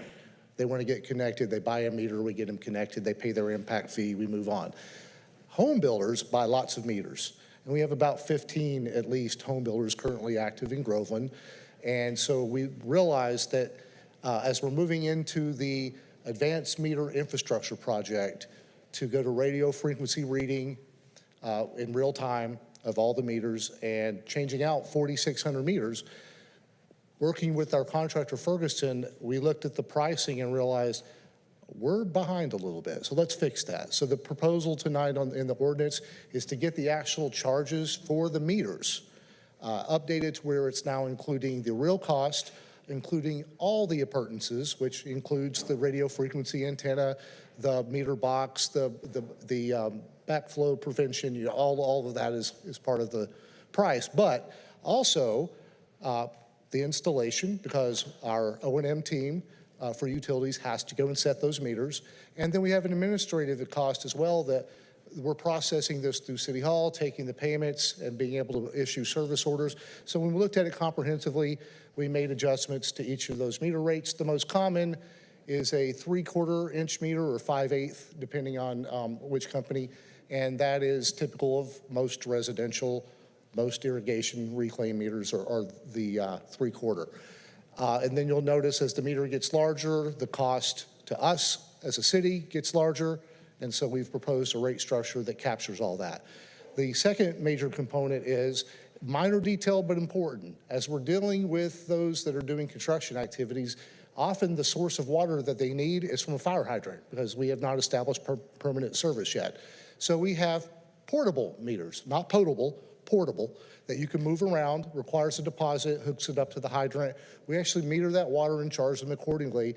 And so we were absent a policy on those, and we were absent a fee, including deposit, and then how we would charge them. So this ordinance addresses a lot of things that just need to be addressed, not very dramatic, but still requires 2 readings by ordinance. Pam Brzezowski, our finance director, Aaron, who you saw just a moment ago, who's over utility billing, we collaborated on this together to get it in front of you, and I'll be glad between Pam and I to answer any questions. Questions? Ms. Fike? I'm sorry. TJ, just a quick question. I know you said that the charges are going to be updated. What are we updating them to? I mean, there's got to be I know you're going to pull out a figure for me. Well, I really want to focus on what impacts typical, which is that 3/4. Okay. So for example, and bear in mind, this is not something I ran to other cities. What are you charging? It doesn't matter. How much is it costing us? Okay. So the old amount for just a 3/4 meter was only $412. The actual cost to the city, when you include the labor and administrative cost, it goes up to $700 and change. And I'm trying to find the exact amount here on the chart. Pardon me. But it was about $712, I believe, as I read it just a few minutes ago. So you get a perspective that each of these, 1 inch, substantially, 2 inch, 3 inch, 4 inch, and when we talk about these large ones, the industrial buildings, the commercial developments, but again, capturing the cost so we're not subsidizing development. So just to finish up on, I guess, part 2 of the question, we know what they are now. Where are we prepared, I hate to use the word a live document, because prices on everything go up. So are we at a point where we're not losing money on these, but in a year, if prices change, are we going to come back and have to amend again? Yeah, this is one of those that we will be monitoring both on the public works side and the finance side of those cost increases. When we went to AMI, we realized it's definitely time at this point. So what we intend to do is at least biannually, and even more frequently if something necessitates it, we will revisit that particular set of rates. Okay, thank you. Thank you, Joe. Madam Vice Mayor? Is it going to be a percentage over? How are you going to, I think I want to tag on to what Ms. Fike was asking. Who regulates that final cost, and how is it? Are we going to vote on a 10% increase or a 20 or a 30, or you're going to come back to us every year and say this is what we purchased and this is what the new rate's going to be, or is it just an open-ended issue? Basically, we'll monitor until the next significant increase happens. In this case, what we did was make sure that we are capturing what we're incurring as our contractor experiences with the labor aspect, and then consulting with the finance director, we built in a small admin fee just to capture that time that we're also investing. And candidly, with us capturing that, that does give us a little bit of buffer if it goes up a little bit, not a panic, but again, biannually at most, possibly annually monitoring. Well, it'd be good, and I'm really selfish now, I'm taking up time. That's the kind of thing I need to put in the 5 minutes with the mayor. This is what it's going up to, so nobody gets surprised, and comes back and say, I didn't know. So as soon as we figure out what that is, please let me know so we can put it in there. Yes, sir, and in the ordinance itself with the exhibit, it does have a whole chart of what the new fees are, and then the end of it is striking through all the old ones. So you've got that information in time for second reading if you have more questions for us. Thank you. Perfect. Public comment? No public comment? So do I have a motion to accept 2025-03? I make a motion to accept 2025-03. I'll second it. Motion and a second. Any further discussion? Seeing none, can we take the roll, please? Councilmember Carroll, how do you vote? Aye. Councilmember Fike? Aye. Vice Mayor Gaines? Aye. Mayor Kehoe? Aye. Moving on to agenda item 6, ordinance 2025-4, amending chapter 78 of the Code of Ordinances of the City of Groveland to update policies. Would you please read the... Consideration of approval ordinance 2025-4, amending Chapter 78 of the Code of Ordinances of the City of Groveland to update policies related to the collection of utility rates and charges by adding provisions pertaining to adjustments to customer utility accounts subject to conditions, as well as adopting regulations pertaining to utility customer responsibilities, monthly base charges, and payment plans. First reading. Thank you. Mr. Fish? Mayor, members of council, with all great intentions, we proposed 2 ordinances tonight that were meant to be companions. We were successful in getting -3 in front of you. Unfortunately, -4 is not ready for prime time. It's still under internal review. And I will hold off until we're ready to bring it back to you to give you the summary, but it really is a response to when is it appropriate to make an adjustment to an account, under what scenario, and when is it absolutely not. So we'll bring that back to you. So we'll table that. Yes, sir. Thank Correct? That's tabled. All right, moving All right. on. Do we have to have So I a make a motion motion to it? table 2025-4. Second? And a second? Take the vote, please. Councilmember Carroll, how do you vote? Aye. Vice Mayor Gaines? Aye. Councilmember Fike? Aye. Mayor Kehoe? Aye. Thank you. Moving on to public comment. Joanne Feaster?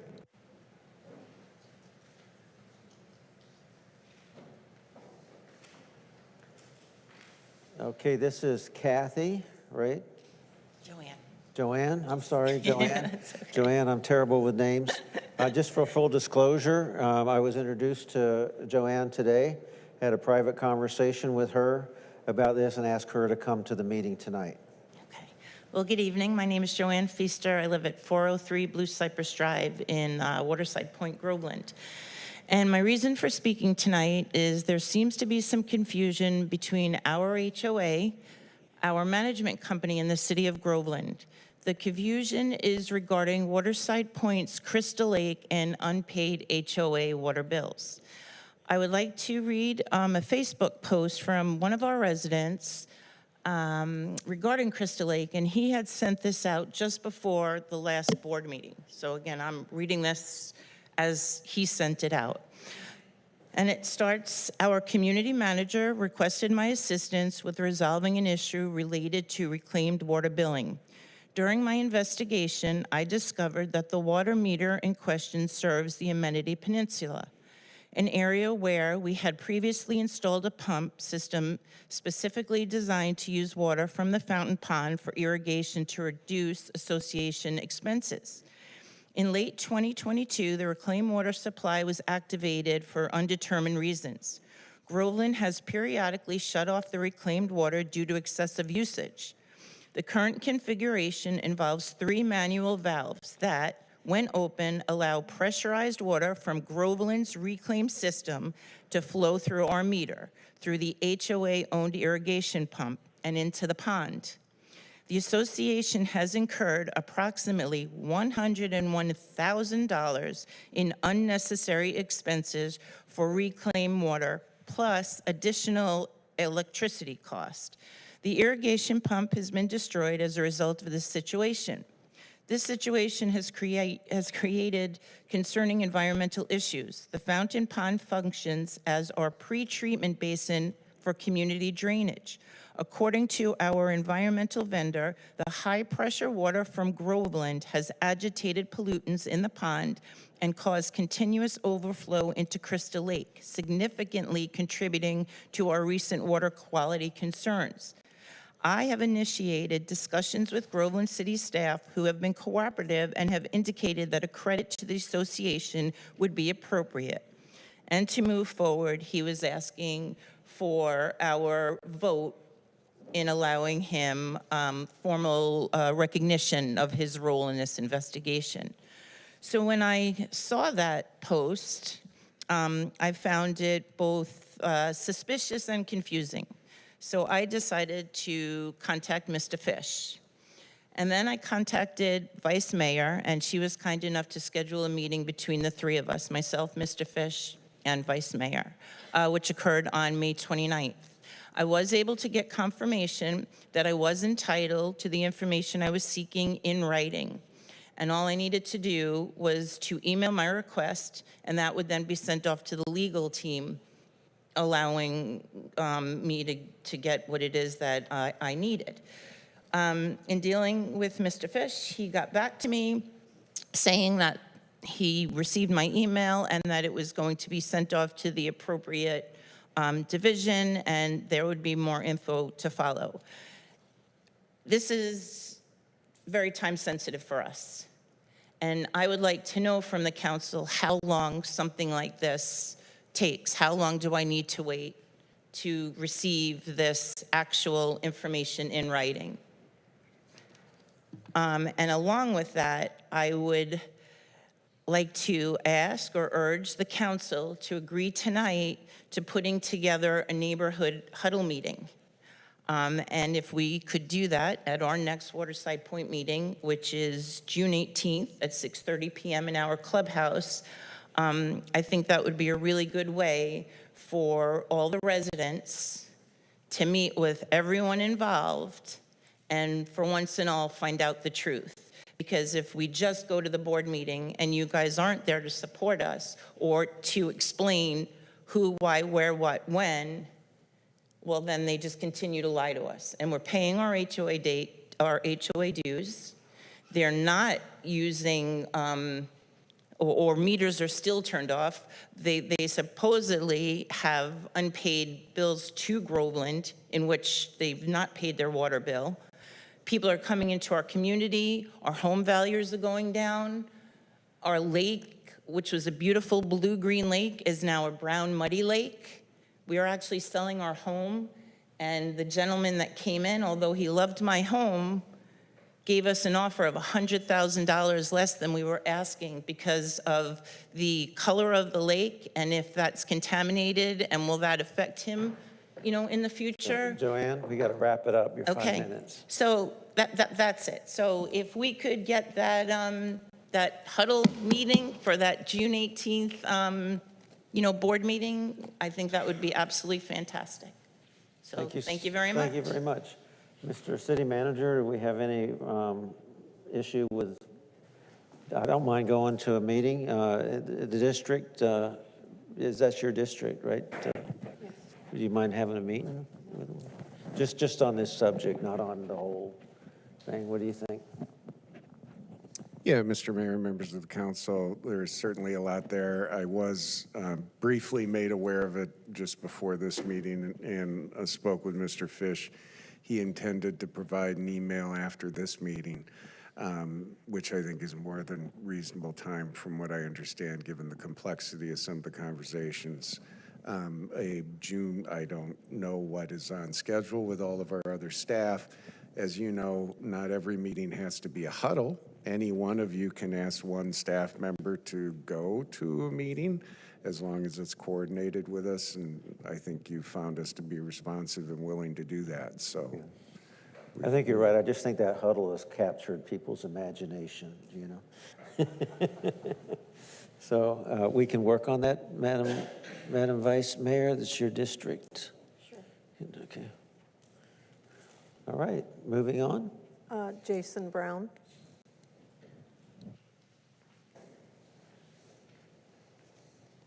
Hi, I'm Jason Brown, and I'm representing the Groveland Historical Society today. So I've been asked to present to the council kind of an update on the Groveland 4 display. So due to the spreading rumors and other statements made by people who are not associated with the Groveland Historical Society, we would like to officially explain the current status of the museum's display for what was known as the Groveland 4 case. A few years ago, a board member was assigned to create a display of the Groveland 4 case for the museum. Last year, they presented a display to the board, and it was accepted. However, on a closer review of the display by myself and several other members, including our graphic designer, it was determined that the display could not be used due to copyright infringements and legal issues. We do not blame the creator of the display since they had never created a display before. They were not aware of the laws involved. Last year, a committee was established to work together to create a new display, and this committee consists of myself, our vice president and researcher, 3 board directors, including our graphic designer, and a former Groveland mayor, along with a local reporter. While we have tried to meet several times due to conflicting schedules, we have only been able to have one meeting together. In the meantime, we have been doing research and searching for records to be used for the display. Currently, the project is on hold as we are awaiting notification on possibly receiving or purchasing a large collection of records from a private individual. As the president of the society and curator of the museum, I will not just throw up a haphazard and unresearched display just to appease public pressure. While I cannot give a time frame for completion, we have full intentions of creating a permanent display of the Groveland 4 case. But when it is finished, council and residents can know that it was researched and properly planned.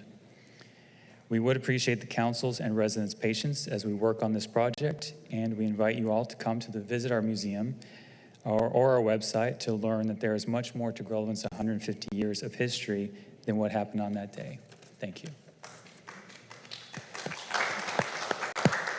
Thank you. Thanks. Helfrich.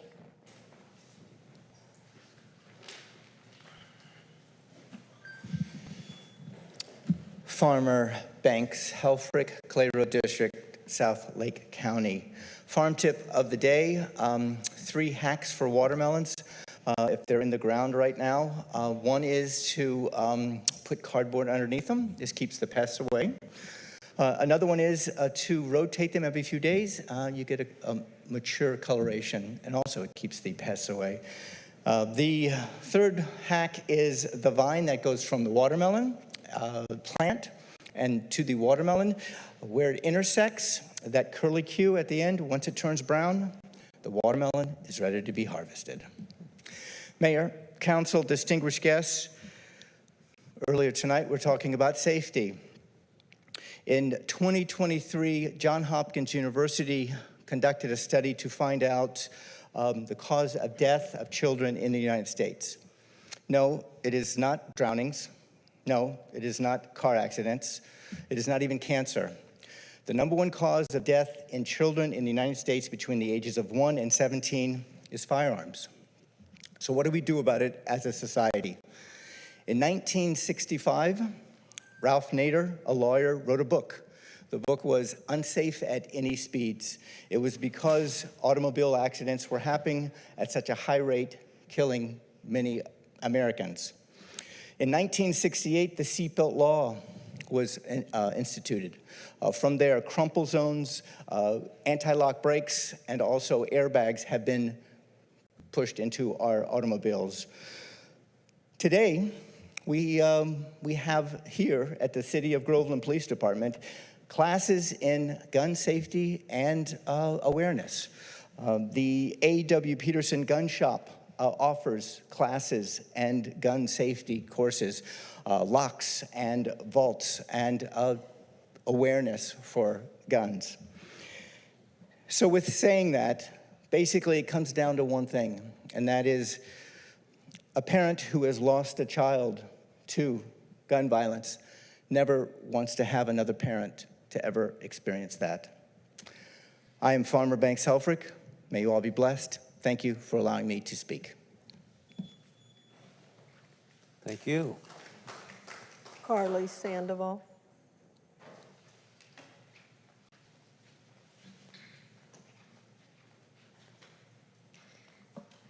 Good evening, City Council. My name is Carly Sandoval, and I'm a former employee of the City of Groveland.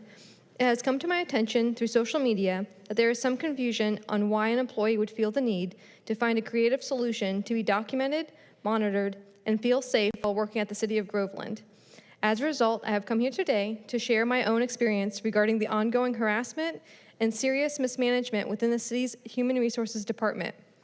My intent is to bring transparency to a pattern of behavior and an action that raises significant concerns about how complaints are handled, especially within HR itself. In late 2023, I was subjected to repeated false accusations and escalating harassment by a coworker while employed by the City of Groveland. These false accusations included claims of bullying, harassment, physical threats, and even payroll misconduct. Each were withdrawn and proven false.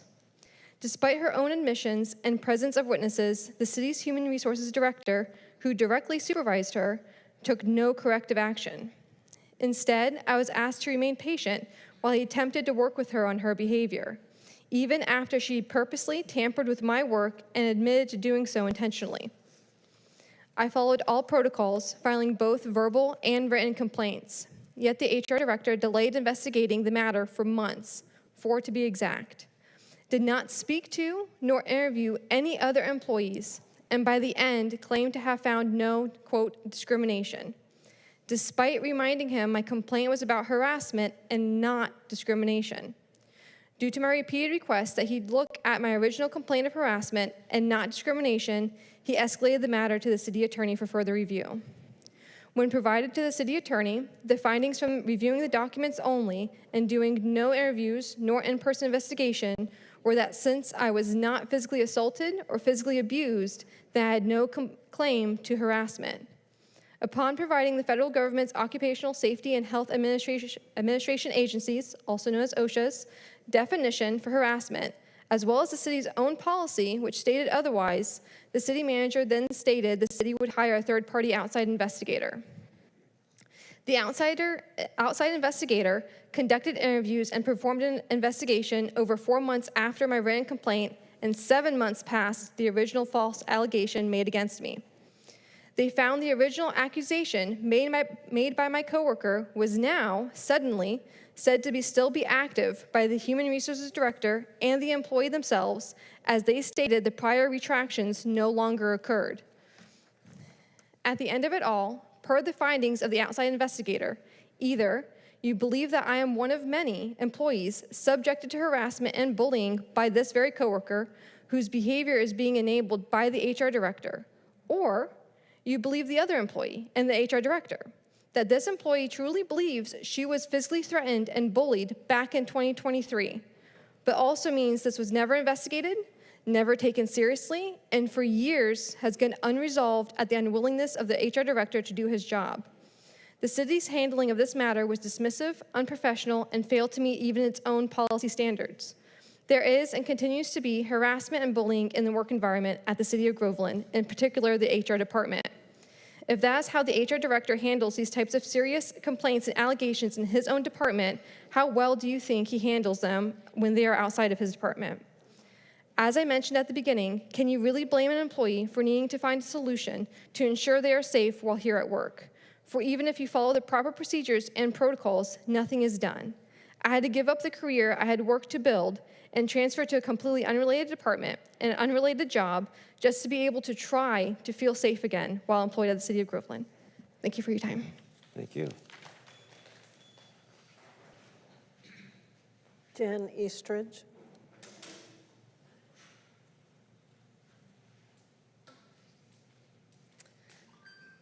Jen Eastridge, my address is protected.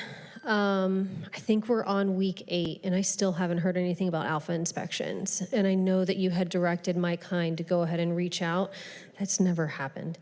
Then I'd like to bring up Jasma Owens. I feel that the police should really be allowed to investigate that situation, as it's not within the city employees or the attorney's purview or inside of their job description to go ahead and determine what charges should be pressed, even though those charges were listed in her termination letter. The fact that we haven't consulted with the police when it was a direct grounds for her termination could make each and every single one of you culpable. In addition to that, the fact that Amy was silenced at the last council meeting is disgusting. So we have, just to recap, we have an employee who misappropriation of city funds. She used the city's P card to buy body cam footage. We now have emails that support that she says she bought the body cam footage, or the body cam. She says that in a couple of her emails, she admits that during meetings, things weren't recorded, but kind of implies that she was recording during other instances. So anything that is recorded on a city's body cam footage is then public records.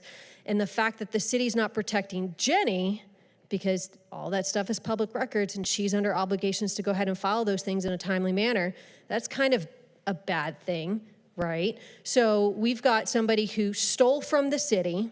That money is taxpayer funds, by the way.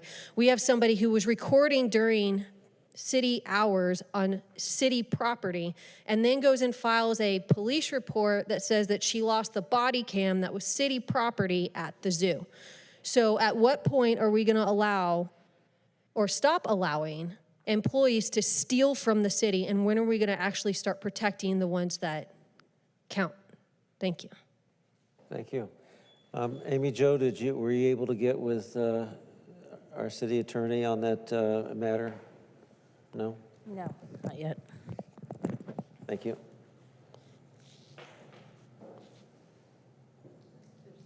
That's it? Wow, very good. Okay, that concludes public input. Now we'll go on to reports. Ms. Fike. I know you guys will be happy. I was on vacation for a week, so it's a shorter report. So on the 29th of May, I had the opportunity to go to the boutique night at New Beginnings, and I ran into my twin wearing the same outfit, which was kind of funny.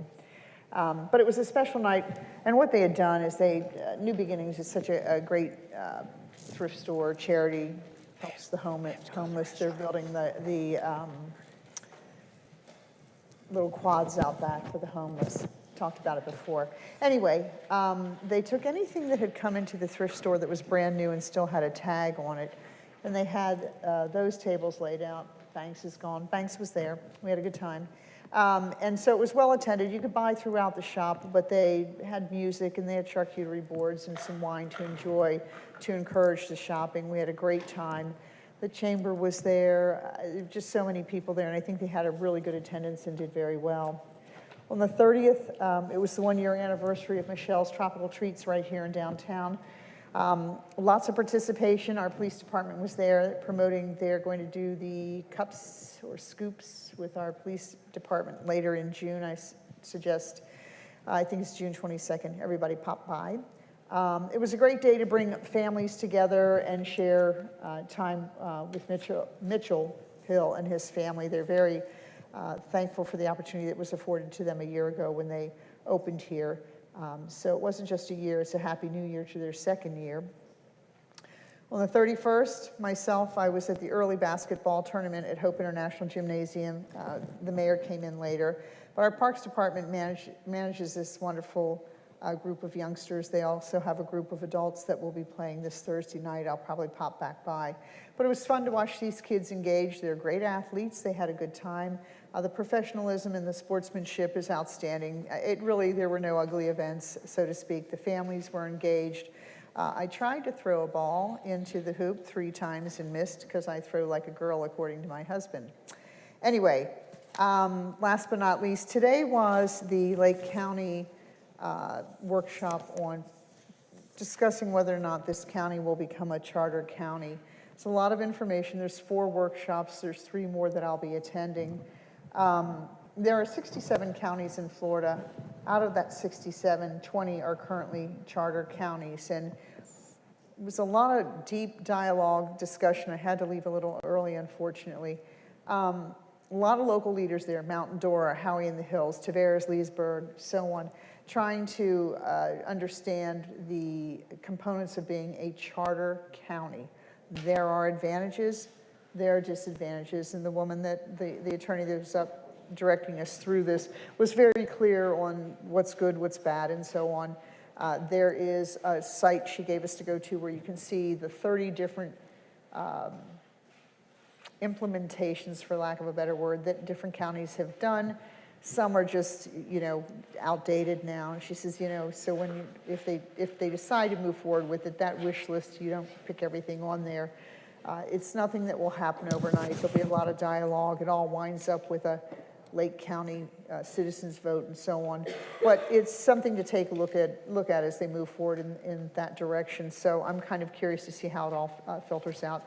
All the county commissioners were there, Leslie Campione, Sean Parks, Sabatini, and so on. So it was an engaging afternoon. I learned a lot. I got 4 pages of notes at home, but I didn't have time to encapsulate more here. And that's all I got. Thank you, Miss Amy Jo. Just a couple things. So on Memorial Day, I was at the cemetery after completing a Murph challenge with my CrossFit gym. And then I also previously had a meeting with GP Construction, who is in on Anderson Street. It's Anderson, right? Is it Anderson? Yeah, right? Yeah, okay. They got a CRA grant a while back, and they kind of wanted to show us the offices and whatnot that they had built and what they are building. So we just kind of toured it and took a look around, and that's it. Thank you, Madam Vice Mayor. I would like to get a consensus from the council. I would like to join other cities in South Lake County to develop and create a veterans resources and job fair. So, of course, these things take time and planning, and I would like to get a consensus to reach out to the other to the other cities and join forces in doing a veterans resource and job fair. May I get a consensus on that? Yes. Yeah, you're going to do it? You're going to reach out? Who's reaching out? Are you asking the city to reach out? No.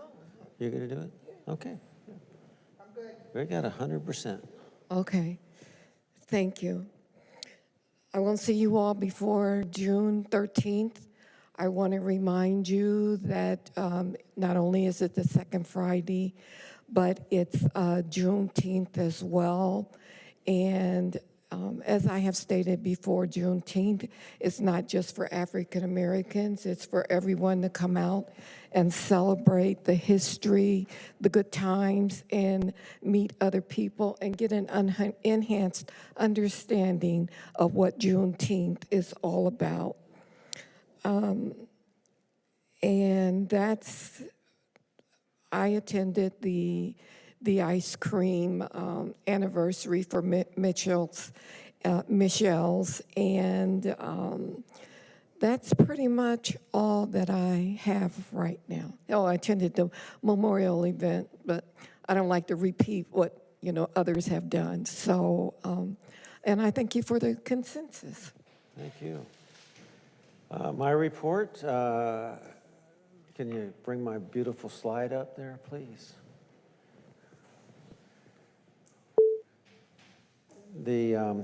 I'll just go on, and I'm sure you're waiting in bated breath for that slide, but I want to thank Miss Brown back there from the Historic Society on the Memorial Day celebration, because she gave me about 30 names of past city officials and veterans within the area that I was able to call, and they came and they were absolutely very, very supportive of that, and it might be something we want to develop a database on, because they would have always come if somebody would have called them and told them what was going on. So I appreciate that idea, and I appreciate your follow through with that, Ms. Brown.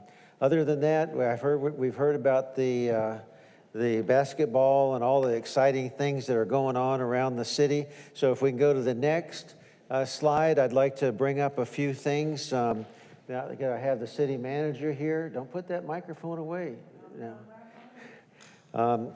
What has taken place over this past several weeks or several meetings, I think, was very valuable. And this is just me speaking. I don't speak on behalf of anybody else. But on detailed business approaches like this Avalon and like other things that we come across our desk, I really am in love with the three meeting process, where first we put it on the agenda and talk about it. The second, we have a presentation and then come back with a third and vote on it. So we have discussion that gives us a chance to talk to the city manager and other people and our city attorney about things. But those extra 2 weeks in there are invaluable to these detailed items. And I'll say that, and I'm not taking a shot, but that is a lot of reason why we aren't able to get into the details. Is we get something, we get it, on the Tuesday before, and you're going through it, and it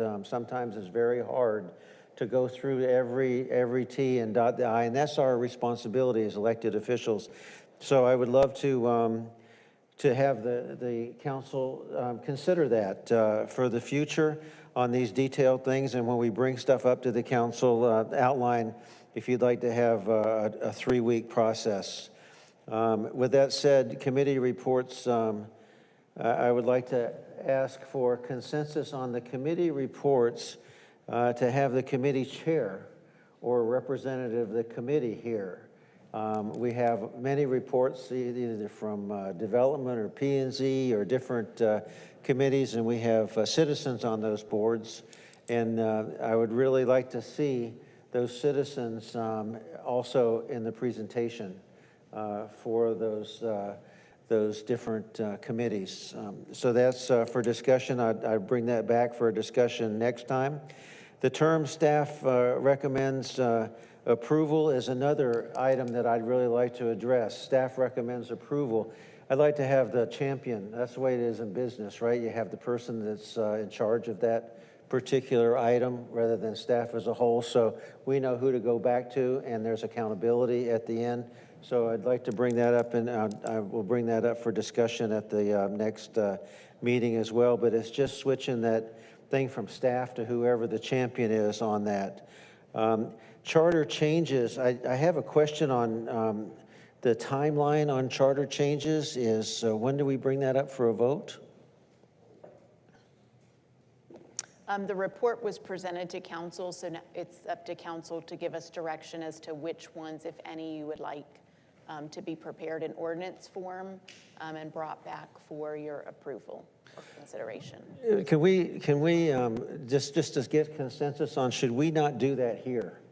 Where we all can talk about, instead of us each doing something different and not understanding what somebody else says and somebody else. And I don't know that we have a chairman of that, but somebody from that committee should be represented if we have a concern about why something was put together. But I'd enjoy the opportunity to discuss, I think there are 17 of them.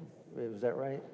17 changes. Put them away. To discuss those and go through them so we all understand where we're at. Mayor, can I ask a quick question on that?